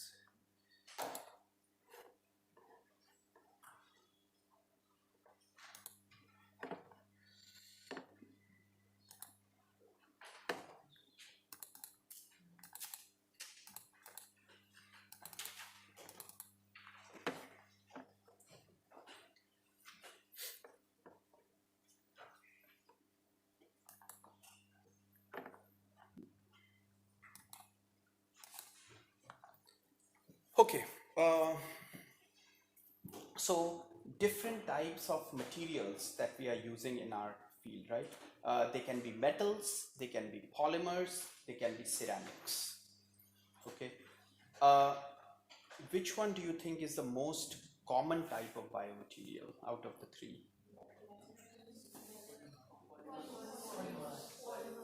So metals or polymers? How many say metals? Okay, how many say polymers? Okay, okay, so polymers, yes. And we will talk why, and I think you already know why. Metals are very important for load bearing applications, right? But there are so many different applications: wound dressings, vacutainers, syringes, tubes, catheters, all that is polymers. Oxygenators, all that is more polymer area. Now, they are load bearing for metals, wires, fracture fixation wires, pins, screws, hard walls, plates, all that is metal type. Now, for whatever we talk in biomaterials, surface properties are very important, right? Bulk is important, but the tissue, cells in the body, they all are going to interact with the surface of the biomaterial, right? So surface properties become very, very important. Body is going to reject it or get toxicity from surface a lot. Yes, from bulk also it can happen if you have a drug or a material leaching from the bulk of the material and coming out and causing toxicity. Of course, bulk is also important. Or if it's a load bearing implant and the bulk is not strong enough, then yes, bulk properties are important. But the surface properties are very important for tissues and cells to interact with that biomaterial.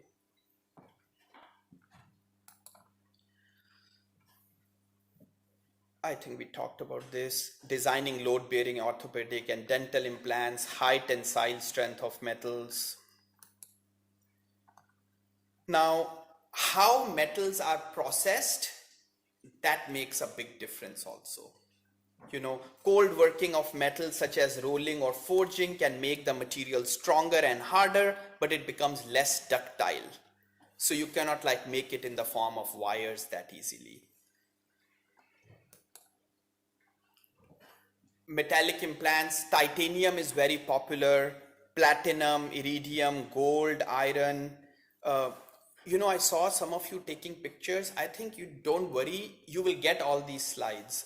You don't need to take, you're most welcome to take it, but you will probably get the slides anyways. So there are mostly less popular to use pure metals, and a lot of time alloys are used. So you're mixing multiple metals together to make alloys, so you can have properties that you desire from different combination.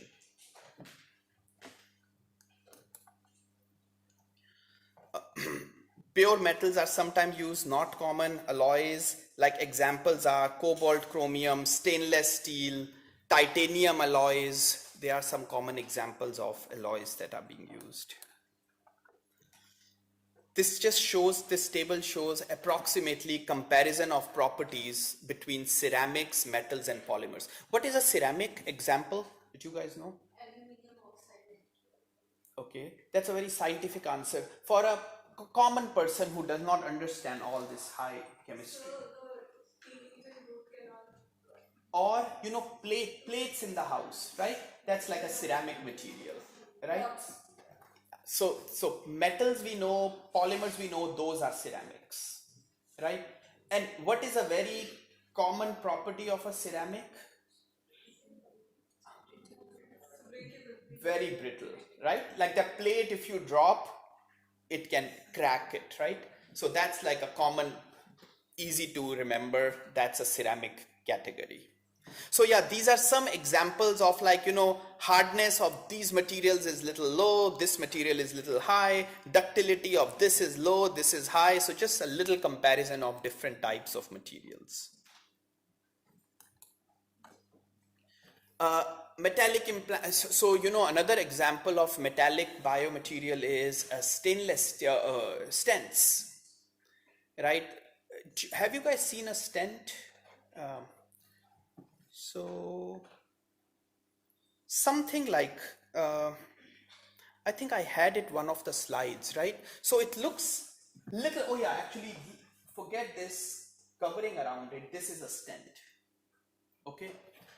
And how they use a stent is, so if somebody has a blood vessel clogged, this is an open stent, but stents are usually narrow tube, okay?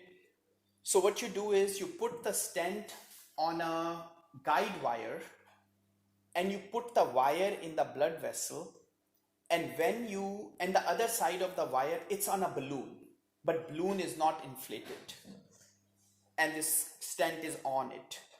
You take this to the right place where that clotting is happening, and you inflate the balloon with a syringe so that when the balloon inflates, it opens this stent. And once the stent is deployed or open, it cannot be closed because you balloon again and bring your wire back. And that stent is open in the place where it is supposed to be. So again, little bit load bearing application where it needs to stay open and keep the blood vessel open so blood can keep flowing through it.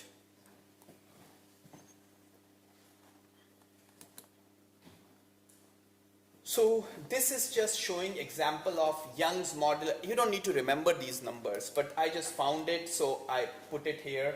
Different types of materials have different Young's modulus and yield strength, tensile properties. Now, one of the problems is in these metal implants that they are very strong, okay? Which is counterintuitive because we want them to be strong. But what happens, for example, stainless steel is 7 times stronger than the bone. But now what happens is, if you have a bone, this is like a bone, and in between you put a stainless steel implant, which is 7 times stronger than the bone, it can cause bone loss because this strong part is doing more work and it's making the bone around it weaker, or bone loss can start happening. Okay, so that's called stress shielding because of this strong bone that we have, or this implant that we have. And this is just from a manuscript paper, I think, that they showed that how with a metal implant, hip implant, because of this strong thing, 2 years post-op, there is a loss in the bone because of stress shielding happening. So we want strong materials, but they should still match the strength of the bone. That's why titanium is more popular than these bone implants. So my dad, 4 months ago, he fell and broke his bone here, and they have put a titanium implant for him here because it's matching with the bone strength better than stainless steel matching with the bone strength. Now, advantages of titanium alloys.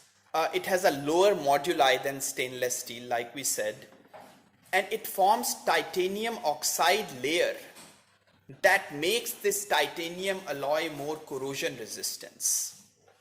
And this oxide layer on titanium, it helps in osseointegration or growth of bone cells, so they can go in this and start growing. Because when you have a bone implant, you want the surface of the bone implant to be more porous so that cells can go inside and grow, so that this implant becomes part of the bone, so that it's very strongly adhere to the surface. You know, so that's bone implants when we talk about, and titanium is helping with that osseointegration. But it has very high cost, so titanium is a more expensive implant, low shear strength, poor scratch or wear resistance, and it's difficult to fabricate. So see, again, in our field, the good thing is we have a lot of good technologies out there, but they all have their limitations. So you have a lot of work to do in your future to improve these technologies. Sir, also everyone has different bone density. Huh? Everyone has different bone density. Yes. But see, that's true, but the problem is when they are designing materials, they cannot tailor it so much to you. Okay, then these implants are optimized as per the person. It's very difficult. See, because if they are making tight, see, for my dad, he's around 80 now, but there was no special material designed for his surgery, right? There are titanium rods that are available, and he just got one of the titanium rods. And I'm sure his bone density and strength is very different than yours because of his age. So these are the challenges, right? Like nobody can afford tailoring, and who has time to wait for the research to happen to tailor it? So then there are different types of loads. They can be tensile stress, and I think you guys have probably done this in your classes. There can be compressive, there can be shear, and there can be stress with normal and shear components. And stress, strain. So if you apply stress or force, let's say if I pull this material with some stress, it will change in length by 0.1 centimeter.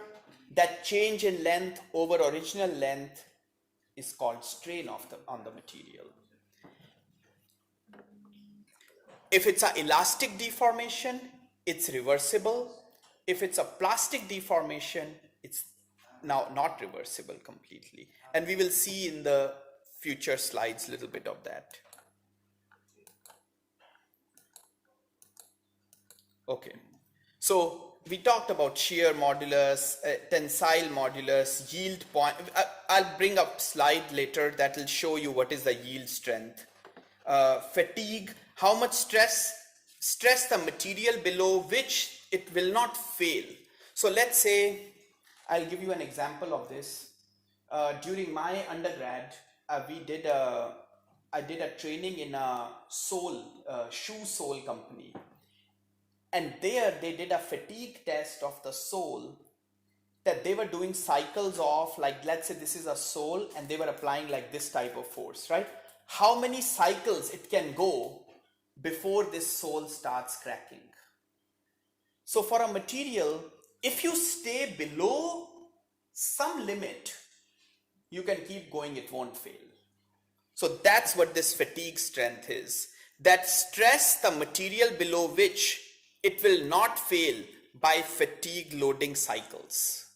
But if you go above certain stress, maybe after 1,000 cycles, it will fail.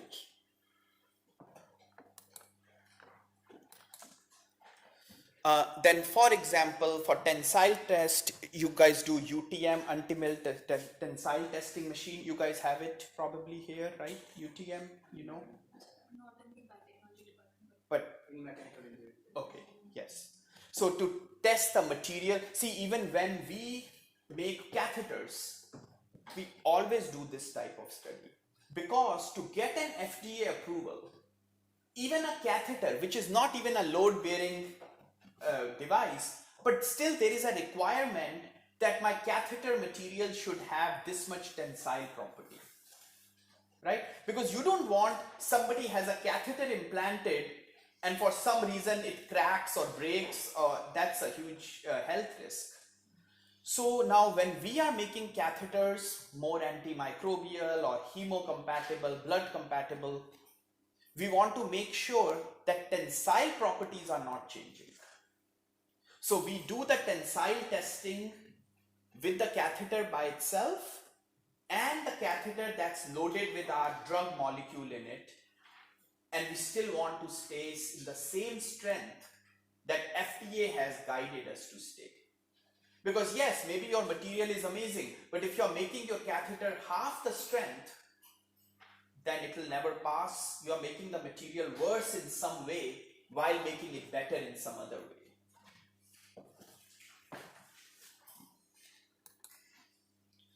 Okay, so this is the stress strain diagram that I was talking about, right?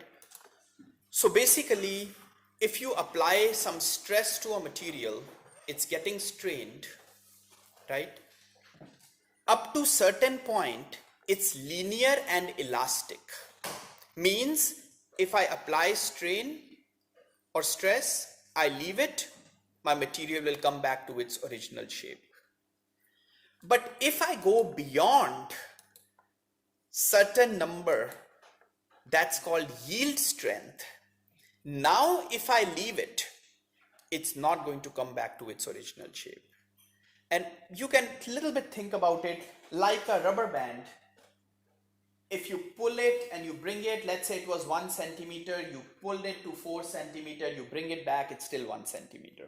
But if you take it to 7 centimeter and now you release it, it might come to 1.2 centimeter now and not 1.1 centimeter.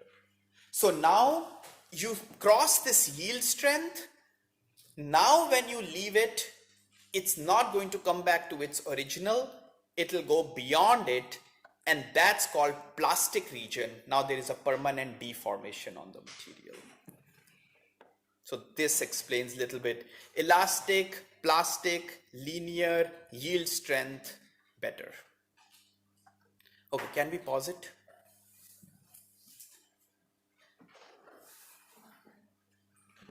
Okay, now questions.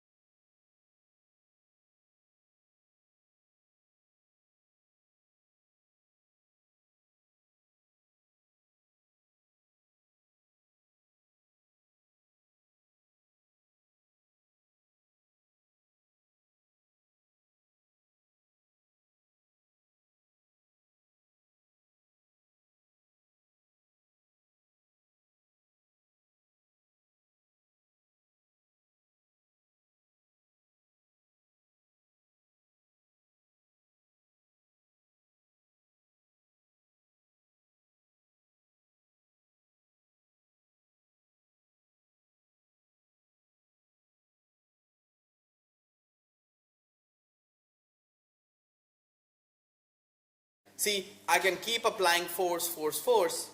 At certain force, it's going to completely break. And these type of studies are important for hip implants. Like what's the maximum tensile strength it can take before it completely fractures? And even plastic region, right? Because you don't want permanent deformation on the implants. Now different type of materials, they have different types of stress strain diagram. You can have a brittle material. So for example, in a brittle material, you can apply a lot of stress, but very little strain will happen on it, right? Like it's just won't going to change. Like, you know, metal rod, you can keep applying as much force as you want, that 3 centimeter rod is not going to become a 6 centimeter rod. Right? But if you have a more ductile or a more plastic material, yes, you can apply force and it might stretch more and more. So with little stress, it can have a lot of strain happening on the material.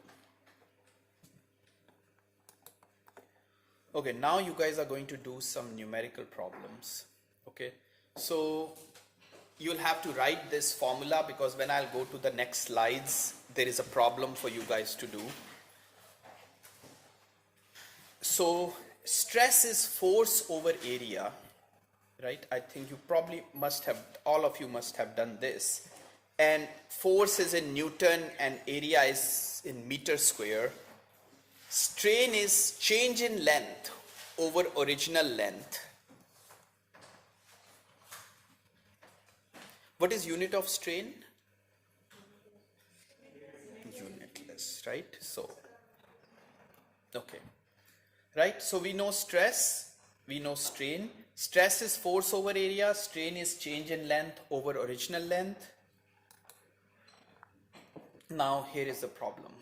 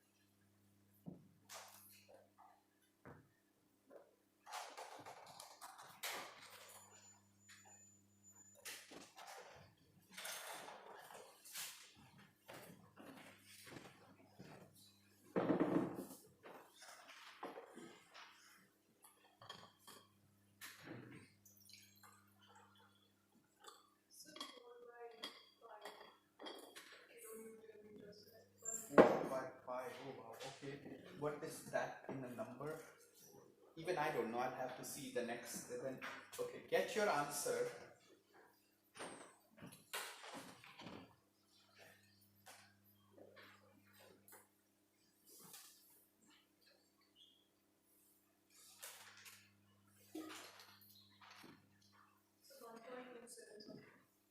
Okay, let's see. So we need to calculate stress, which is force over area. Force is 10 kilonewton. Area is, we know the diameter, so we know the radius, so we know pi r square is the area.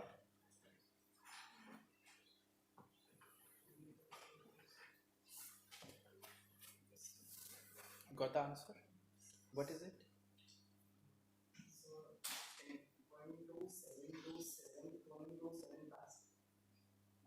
Okay. So maybe you guys are, units might be different, but your number is same at least.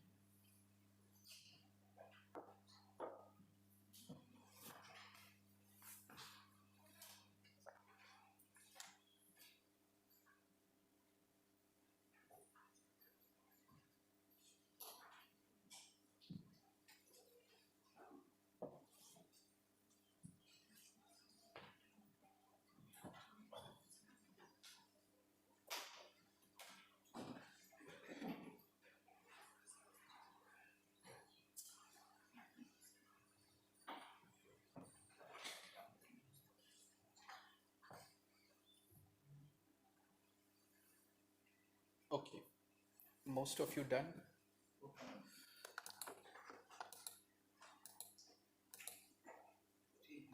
So 1.27 megapascal, I think, guys.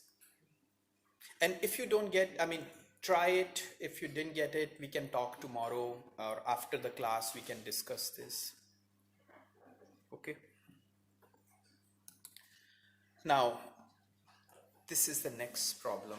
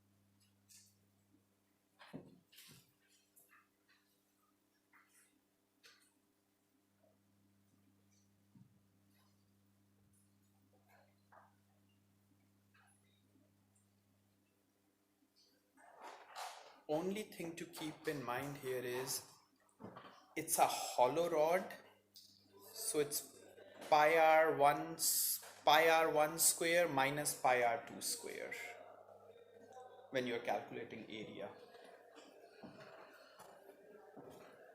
So that can be R2 minus R1. Yeah, so pi r1 minus r2 square. Yeah.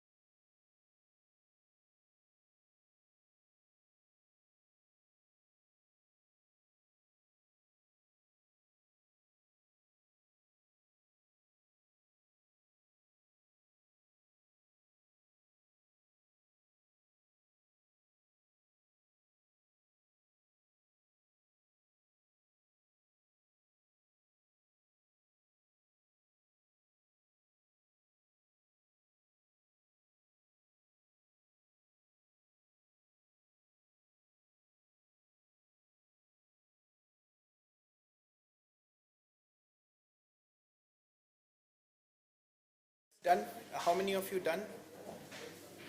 Okay. Let's do 2 more minutes, okay? So you can finish.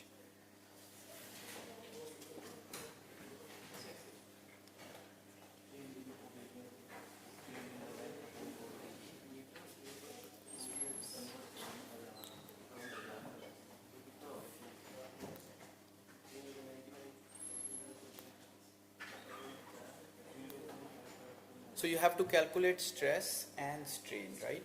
So for stress, we know force, we know area, pi r 1 minus 2 square. And for strain, it's change in length over original length. So we know change in length. How much is change in length? And what is the original length? So you'll convert it to millimeters, so they both are in the same unit, and then you have the strain, right?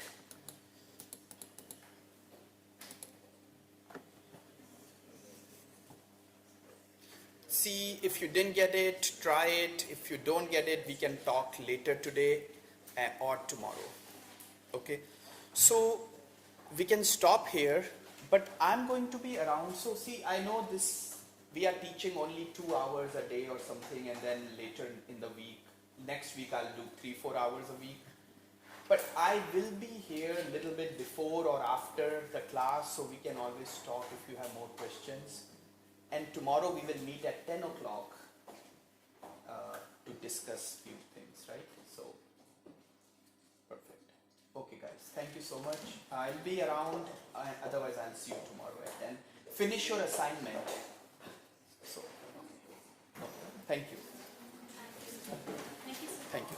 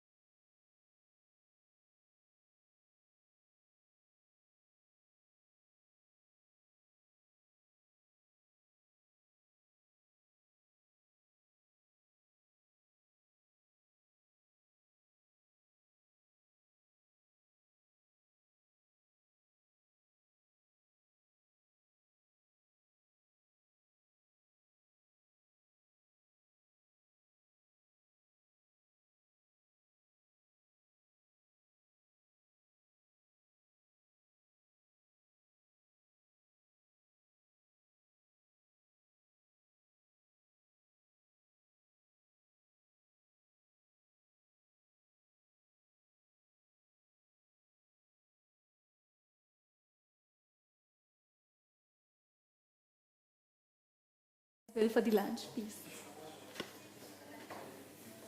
We'll resume our next session for the additional talk at 2 p.m.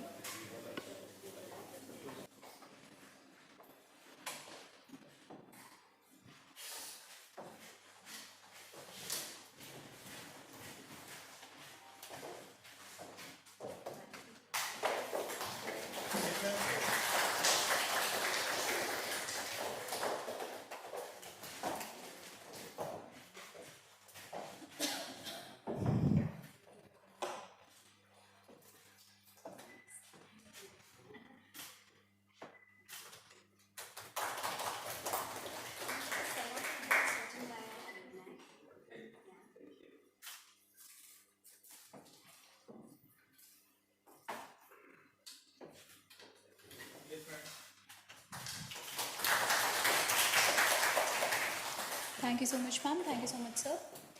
The GIAN course is designed to bring together experts from diverse fields to collaborate and drive innovation.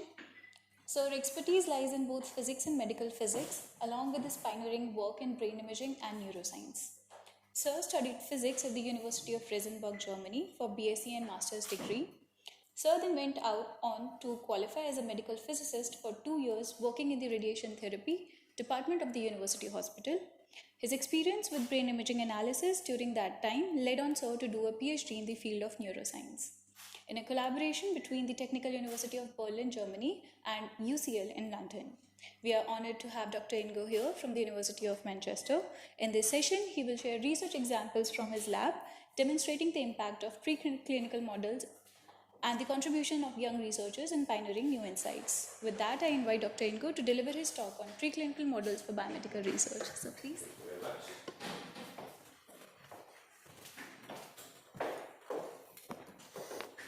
Good afternoon, everyone. Thank you for making time for my presentation. So, as you can see, I'm going to talk to you today about preclinical models for biomedical research. And what I want to do there is I want to show you where we use preclinical models with respect to the pipeline of creating new drugs and solving problems with respect to solutions for disease. And then I want to also show you a little bit how our master's programs fit into this as well. So I've chosen 2 preclinical models which I am using in my lab. There are of course many more. These are just examples. And I've also chosen 2 applications which we cover with the research in my lab. So the first thing I'm looking at is the health impact of stroke. Okay, so and we know of course from the United Kingdom what the impact is. So I did a little bit of research about what the health impact of stroke is in India. So there is a very high prevalence now. So stroke is one of the leading causes of death and disability in the UK as well as in India. And the last data was available for 2019. In 2019, India recorded the highest number of new stroke cases worldwide. So it's becoming more and more prevalent, because you of course have a very large population. The other thing that's always tragic with stroke and related to it is that stroke is the most significant contributor to neural disorders disability. So that's the case also for India. So there is a measure that's called DALIs that measures how many years the patients have to live with the disability and how many years early they die. And for that, it was 37.9% of the burden in India. And in UK, it is the same. So stroke is the major cause of acquired disability in the UK. And one of the main reasons for that is that there is the increase of stroke is that there are lifestyle changes now in India as well, like more sedentary habits, unhealthy diets, smoking, or air pollution. So there is an increased incidence of diabetes and hypertension, further elevating the risk. The second example I want to look at and give you preclinical research examples is the health impact of dementia in India. So currently it's estimated that about 7.4% of adults aged 60 or above in India are currently living with dementia. And this translates to roughly 8.8 million people. But there are also studies now that project the number of dementia cases will rise to 17 million in India by 2036. So it is really a pressing need to find better solution for those disorders. And then I have done a little quick calculation about the total cost of stroke and dementia to India, the population and the government. So currently, there are estimates that about 971 million US dollars are spent on the treatment and living with stroke, and about 5 billion are spent on treatment and dealing with dementia. And that also includes costs, for example, for caring after people with dementia. So overall, if you then translate that into Indian rupees, about 520 crores per year are spent on dealing with those two disorders alone. So if you want to address these large health burdens and health challenges, what we have to do is we have to do interdisciplinary research. We have to get experts together from different areas and specialities. So we have neuroscientists, we have cardiovascular scientists, we have bioengineers, we have people around bioinformatics, and all these people have to work together in order to find solutions to those problems. And in all of those areas, you have to have high quality. So we were very pleased that in the 2025 World University Rankings by subject from the Times Higher Education, there are 11 areas, different areas where you can submit research to, and the University of Manchester was in the top 100 in all 11 subjects, which just shows you the breadth of excellent research that is going on at the University of Manchester. And there were 5 subject areas where the university was in the top 50, and one of them is medical and health. So therefore we're well placed in order to address these issues.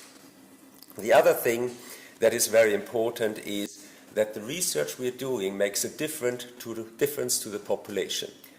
And there's another ranking which is called the impact ranking, and that measures what change and difference the research introduces to people's lives, treatment outcomes and things like that.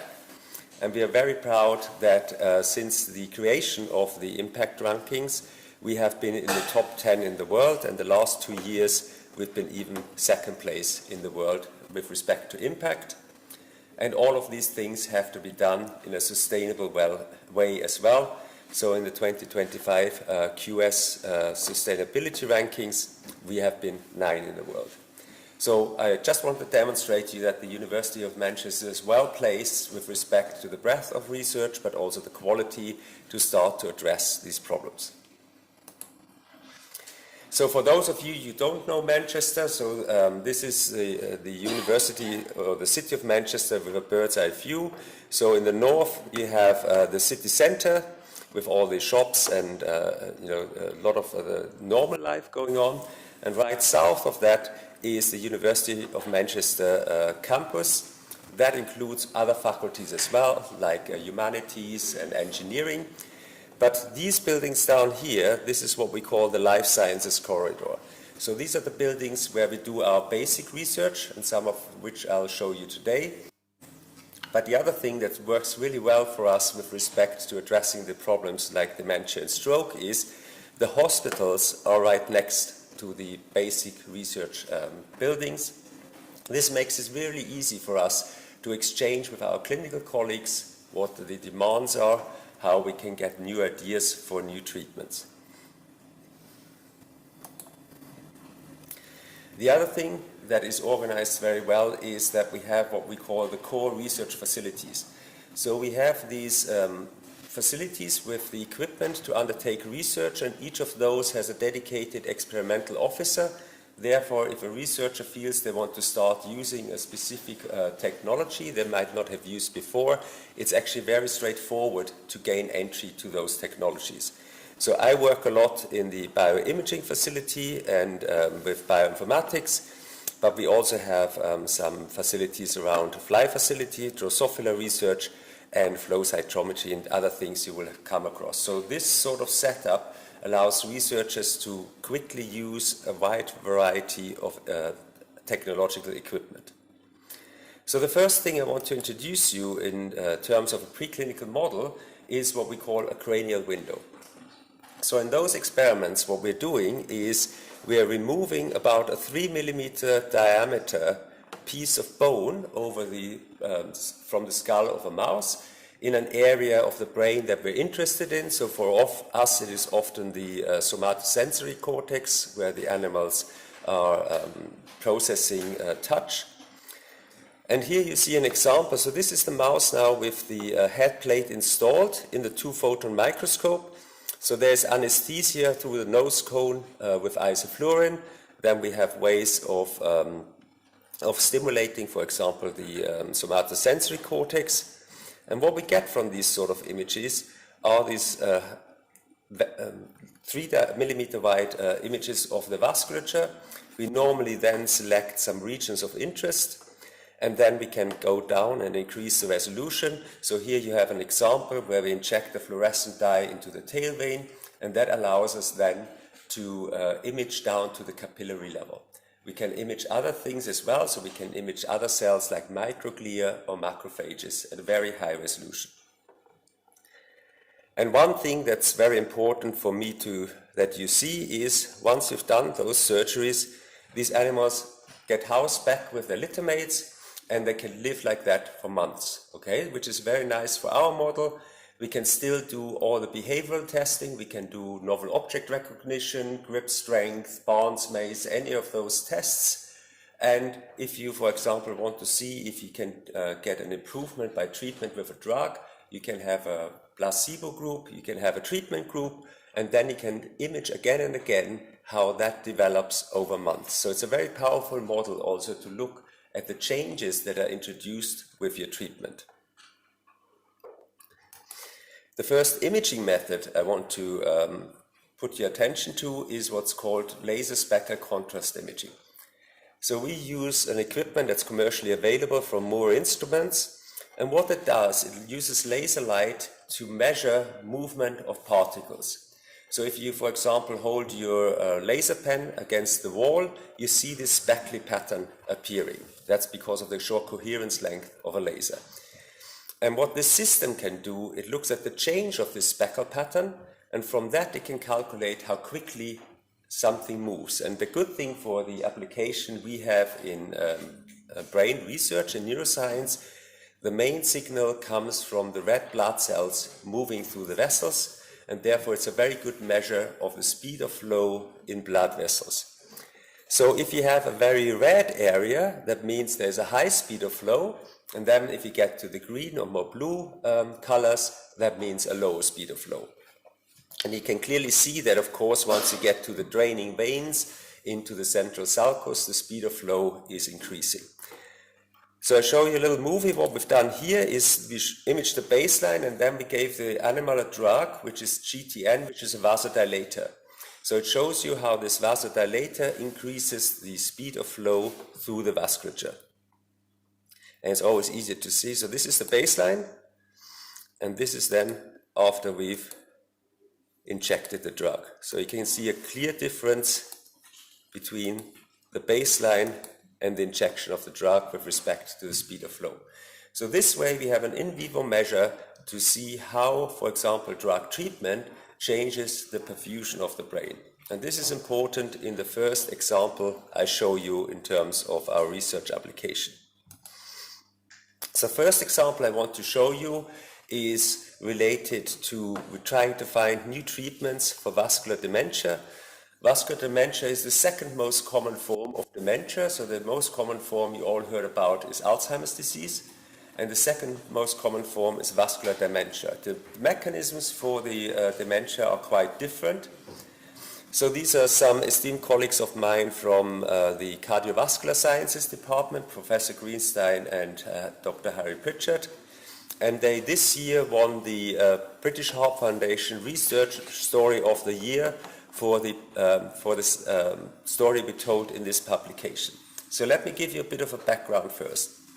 So what you see here is a cross-section of an artery in the brain. And as you might know from your basic biology, the arteries in the brain are surrounded by smooth muscle cells.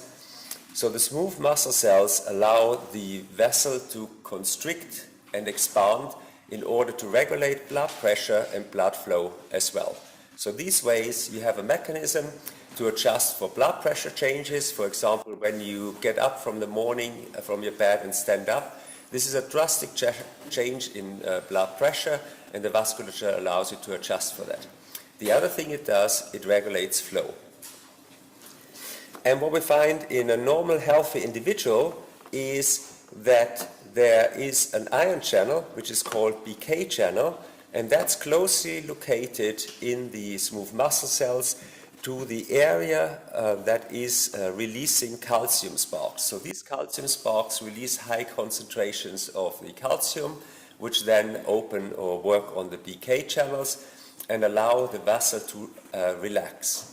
So what we found now in hypertension is that the distance between the location of the calcium sparks and the BK channels has increased.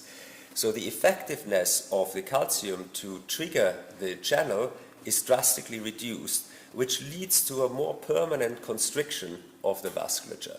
And one of our theories is that, for example, if you develop hypertension in your 30s and 40s, and you then have this decreased perfusion over decades, that this leads to a higher risk of vascular dementia in long term. So you have a reduced clearance of the metabolites and things like that.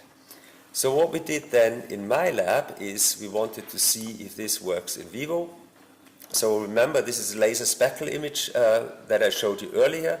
So this is a normotensive mouse, and you can see the typical perfusion of the surface of the brain like this, and that's the equivalent hypertensive mice. So you can see there is a much reduced perfusion in the individuals, and of course this is just a single image, and here you can see for this study all the individual measurements that we've done. So each of those dots is an individual mouse, and there's a significant difference in the perfusion between the hypertensive and the normotensive animals.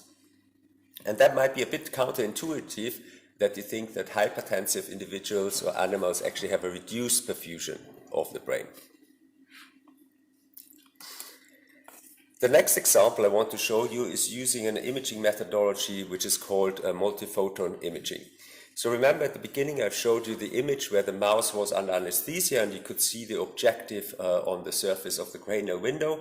So this is one image data set like that. So what we can do then is we can go to this region of interest and we can image over time. So here you can see the red blood cells flowing through the veins. They're too fast in the arteries to be visualized. But the other thing you can see, and I'll play the movie again in a second, is we can measure the elasticity and pulsatility of the vasculature.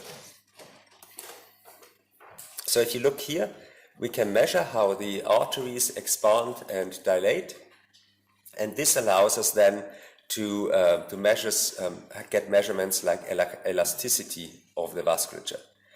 And then what we can do in these experiments is we focus in even more. So I focused in now on this small arteriole, which has a diameter of around 25 micrometers.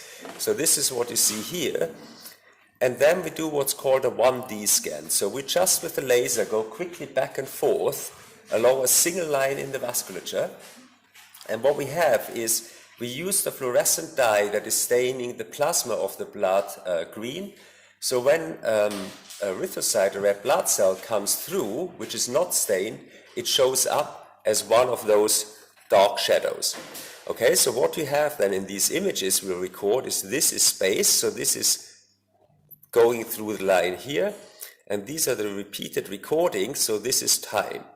And from that we can actually measure the speed of flow in that vessel in millimeters per second. So now we have a real quantitative measure.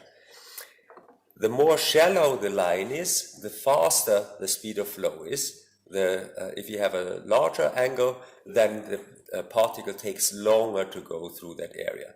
So what we do is then we record this like this over time. So we get a series of those images with and without stimulation, for example. And then we can use tools in MATLAB to really calculate the speed of flow in millimeters per second from the angle of those lines. So what we can do with this now is we can see if a treatment, for example, has improved the speed of flow.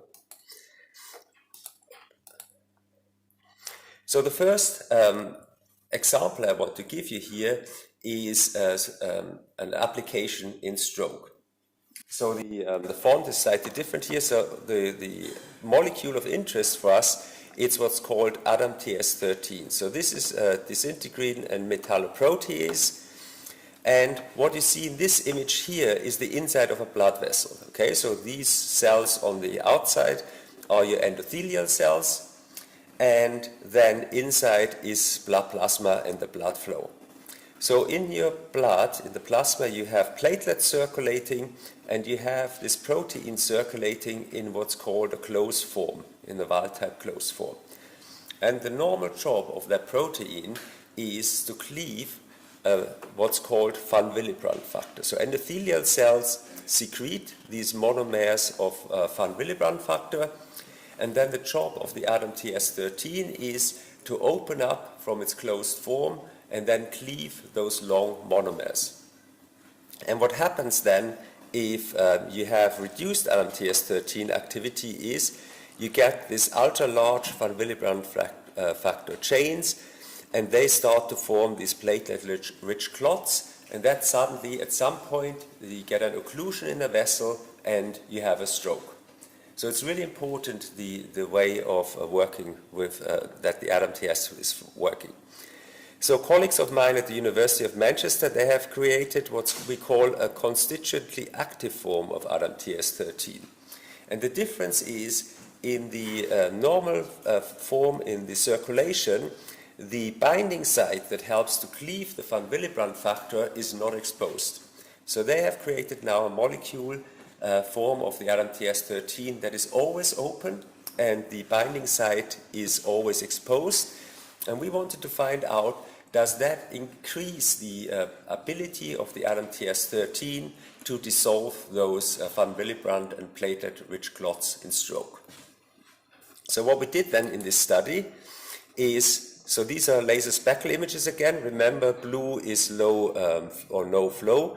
So you can see we have introduced a stroke in these animals by occluding a vessel at the side of the head. So now we have these stroke areas and we can measure so what we do is 1 hour after we cause the stroke in the animal, we injecting either the wild type form of ADAMTS13, our constituently active form of ADAMTS13, or a placebo. And what we can show in this study then is that if we use the constitutively active form of ADAMTS13, we have a much increased perfusion after a few hours. So it has a better ability of reducing the effect of the stroke. And we also see this in the histology afterwards. So then if we sacrifice the animals after 24 hours, the lighter areas you see here in the cortex of this animal, this is brain tissue that has died as a result of the stroke. And what we were able to show is that there's a significant reduction in that area. Okay, so you still have a core area of the stroke that can't be recovered, but we have saved a lot of brain compared to the other applications, which you can see here. So this was the application of the ADAMTS13 after 1 hour. So now, one of the biggest problems with the current licensed treatment for stroke, TPA, is there's a very short time window where you can use it. And the reality is, if you are in a remote part of the country or if you have a stroke while you sleep, it's well past an hour or two before you even get to the hospital to receive treatment. So we have to find solutions for treatment that allow you to treat the patient much later on. So what we did in the second experiment is we wanted to see if we can treat with the constitutively active form of ADAMTS13 after 4 hours of stroke. So we did the same experiment, we occluded a vessel, and then we waited for 4 hours and before we gave the treatment. And again, we wanted to see if there's a difference between wild type, placebo, and plasma. So here you can see the same thing again. So the blue areas mean this is the area where the animal had a stroke. And if I get your attention to that graph, so for the first 4 hours, the fate of the animals is more or less exactly the same for the treated and untreated group because we've not injected the drug. But then after the time point of injection, you can see that the calcium ADAMTS13, calcium, the constitutively active ADAMTS13 is drastically improving, significantly improving the perfusion of the brain. So we also have a positive effect if we treat animals after 4 hours. And you can also see this in this histology here. So in this dye, the darker brown areas is showing you the areas of the brain that have died because of the stroke, and that has been massively improved with the ADAMTS13. So while we did these studies, we found there's also an anti-inflammatory effect of ADAMTS13. So not only does it help to dissolve those clots, and with the cleavage of the van Willebrand factor, it also has an anti-inflammatory effect. And that's the final example. So, okay, by the way, this research was published in the journal Blood, and all the papers I show you today, they are open access, so you can go to those papers and download them without any fee. So you can read up more about any of the research I'm talking about today. So let me give you a bit of a background again, what happens in inflammation with respect to neutrophils. So neutrophils, as you might have learned in your basic biology, are one type of your white blood cells. And they are the first line of defense against infection, for example. So if there is an infection in the brain, then there is a signaling cascade that makes the neutrophils that are circulating in the bloodstream tether on the endothelial cells, so they keep rolling for a period of time until they get complete adhesion, and then they transmigrate in between the endothelial cells into the tissue. And then, if you have an infection, they can attack the invaders. The problem is in the example of stroke, it's called sterile inflammation. There is actually no pathogen to process. And if you get these neutrophil migrations without the pathogen, it actually has a negative effect on the outcome of the patient. So you get even more inflammation and it worsens the outcome for patients. So what we wanted to see is, can we use this CA ADAMTS13 to reduce the neutrophil rolling but also transmigration? So colleagues did first try this in a cell experiment, cell culture. So what they did is they cultured human endothelial cells on a dish, and then they had neutrophils flowing across it, so there's a circulation, and we could measure then with an objective and a camera the speed of the neutrophils. So if they don't adhere and don't tether, then they flow with the speed of the fluid as it's going through, and then if they adhere and stop, then they reduce the speed. So here you have on this axis the mean velocity, and this is the mean velocity variance. Okay, so we're not interested in the fast ones because we know they're just flowing with the fluid. We want to see what number is actually starting to adhere. And if you quantify that, what we could show is that we were able to reduce the mean velocity down to the area, or nearly to the equivalent of the normal behavior, the without inflammation. So ADAMTS13 made a significant improvement with respect to the rolling of the neutrophils. And the second thing we wanted to measure was the transmigration. So this is a slightly different well. So here in the well you have again endothelial cells at the bottom of the well and neutrophils, but it's sitting on a porous grid that allows the neutrophils to go in between the endothelial cells into the bottom compartment of that dish. And in this time we imaged from the side, and again we were able to show that the ADAMTS13 was able to reduce the effect of the inflammation again to that of baseline level. So for the imaging now, which is done in my lab, what we did is we wanted to see, does that also work in vivo? Okay, so we showed the basic mechanism in the dish. Now we wanted to see if that works in vivo. So what we've done here is we used a fluorescent dye, which is conjugated to wheat germ agglutinin. So wheat germ agglutinin is a molecule that allows you to stain glycocalyx, but also neutrophils. So the red is the inside of the vessel, so we use the red dextran to stain the plasma, and then all of these green dots are neutrophils inside the vasculature. And you can see, we can measure if they start to adhere or if they move. And the nice thing we can do in this experiment is we inject the dye, which is called rose bangle. And rose bangle, when it gets exposed to green light, causes a blood clot in a vessel. So we can use now the laser in our two-photon system to occlude a single vessel. So we can cause a stroke in a single vessel and see the effect on the small area around it. So this is the image before the stroke. So you can see this artery is open and you have blood flow going through it. And then this is once we have occluded the vessel and have caused a stroke. And now we wanted to see if we can do the treatment again. So we caused the stroke with the rose bangle and the green light. And then we waited again for 4 hours to do a treatment with either the GIAN or with a placebo. And then after 24 hours, we wanted to see, has there been a change in the number of neutrophils that have transmigrated into the brain?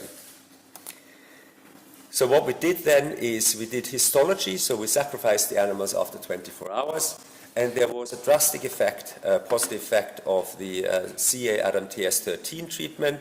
So the number of neutrophils was drastically reduced in all of the animals where we did the treatment, and that is very encouraging. So we did patent this protein now, and we are trying to work with pharmaceutical companies to see if we can make a form that is able to treat patients in the long term.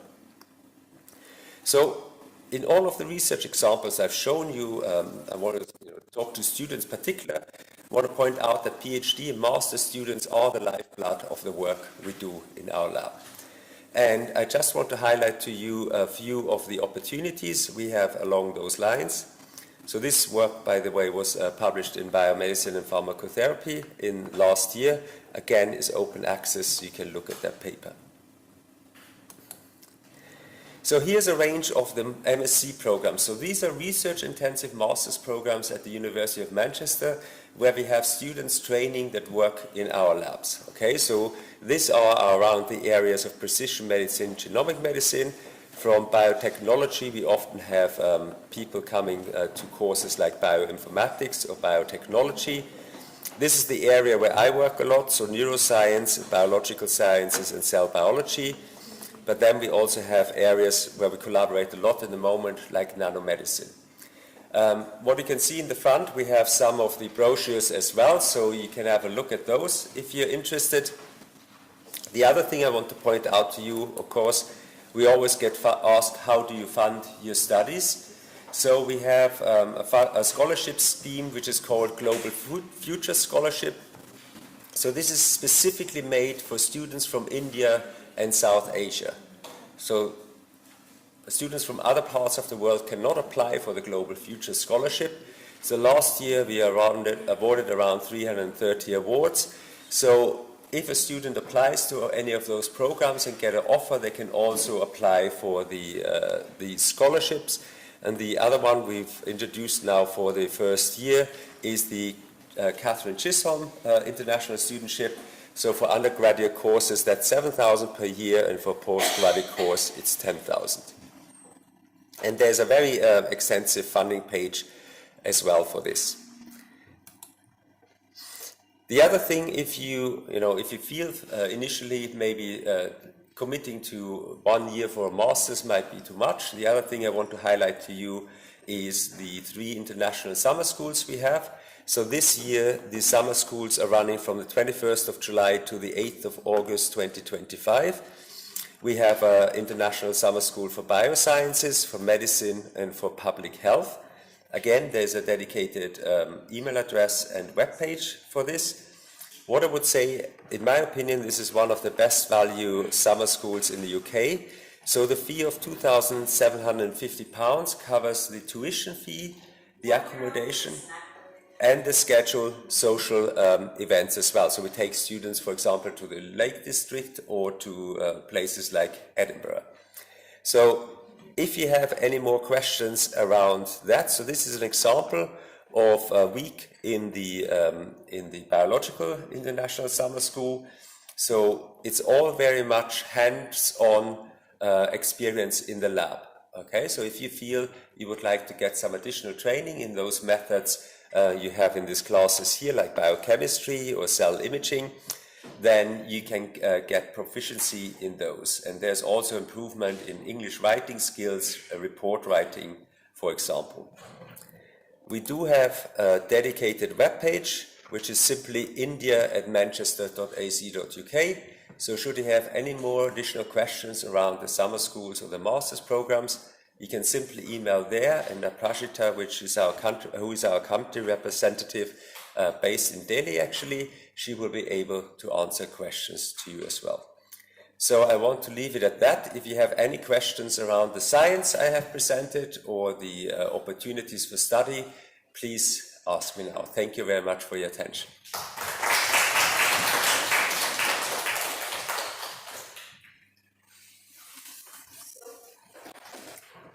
Sir, how does that CA-ADAM PS13 was preventing decreasing the neutrophil rolling and the transmigration?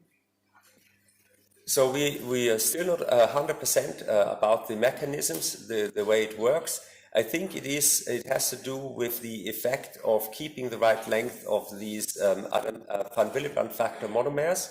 So the length of those structures might have an effect how these neutrophils can start the initial contact for signaling. And if they are changed in the length, that might have an overall effect. But this is something we are applying for a research grant in the moment to better understand the actual expression characteristics of the cells at that phase. Also, does it have to do anything with the stroke? Yes, because the original application, as I showed you, is when you get a blood clot in stroke, you often have these monomers of van Willebrand factor in there in the platelets. So then the ADAMTS13 helps to cut down the monomers in the clot, and this helps to dissolve the clot. And then the anti-inflammatory property was a secondary effect we discovered afterwards.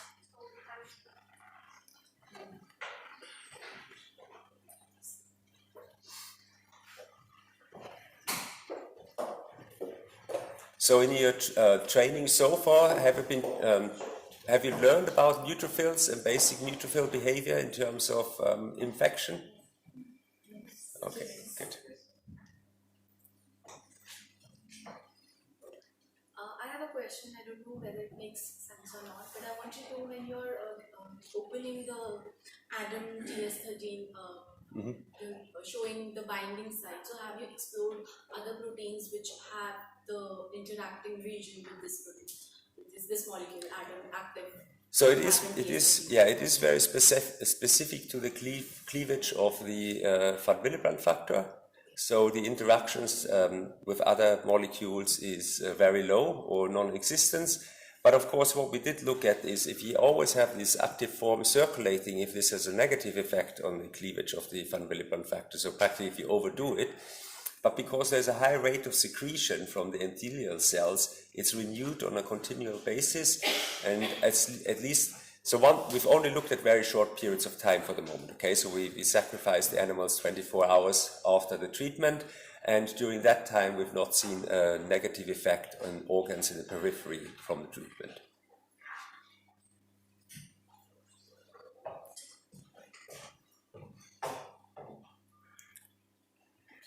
So if you have no more questions at the moment, I encourage you to look at the papers themselves, and then of course you can always contact us if you have more questions coming up. And if you have anything specific to the programs, then please do contact us on india@manchester.ac.uk. Thank you very much for your attention.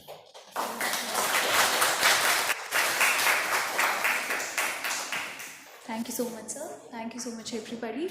Now we proceed outside for a group photograph. Thank you very much.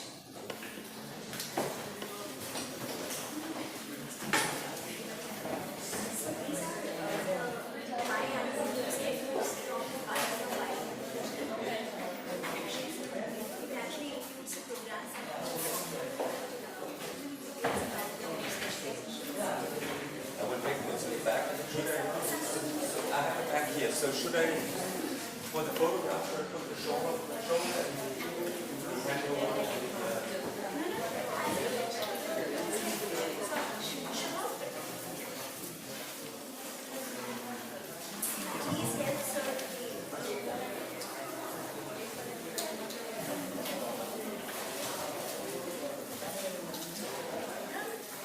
So, also if any of you, so I brought a few of those along, it might not be enough for everyone.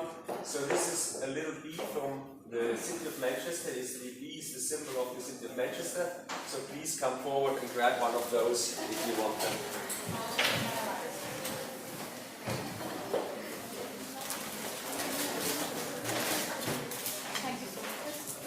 So it's a magnetic clip you can use on your shirts.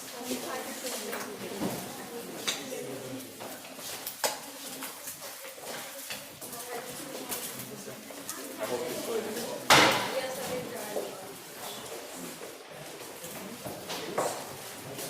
We have high tea arranged for the participants and the guests. Please wait for 5 to 10 minutes till the high tea will be here.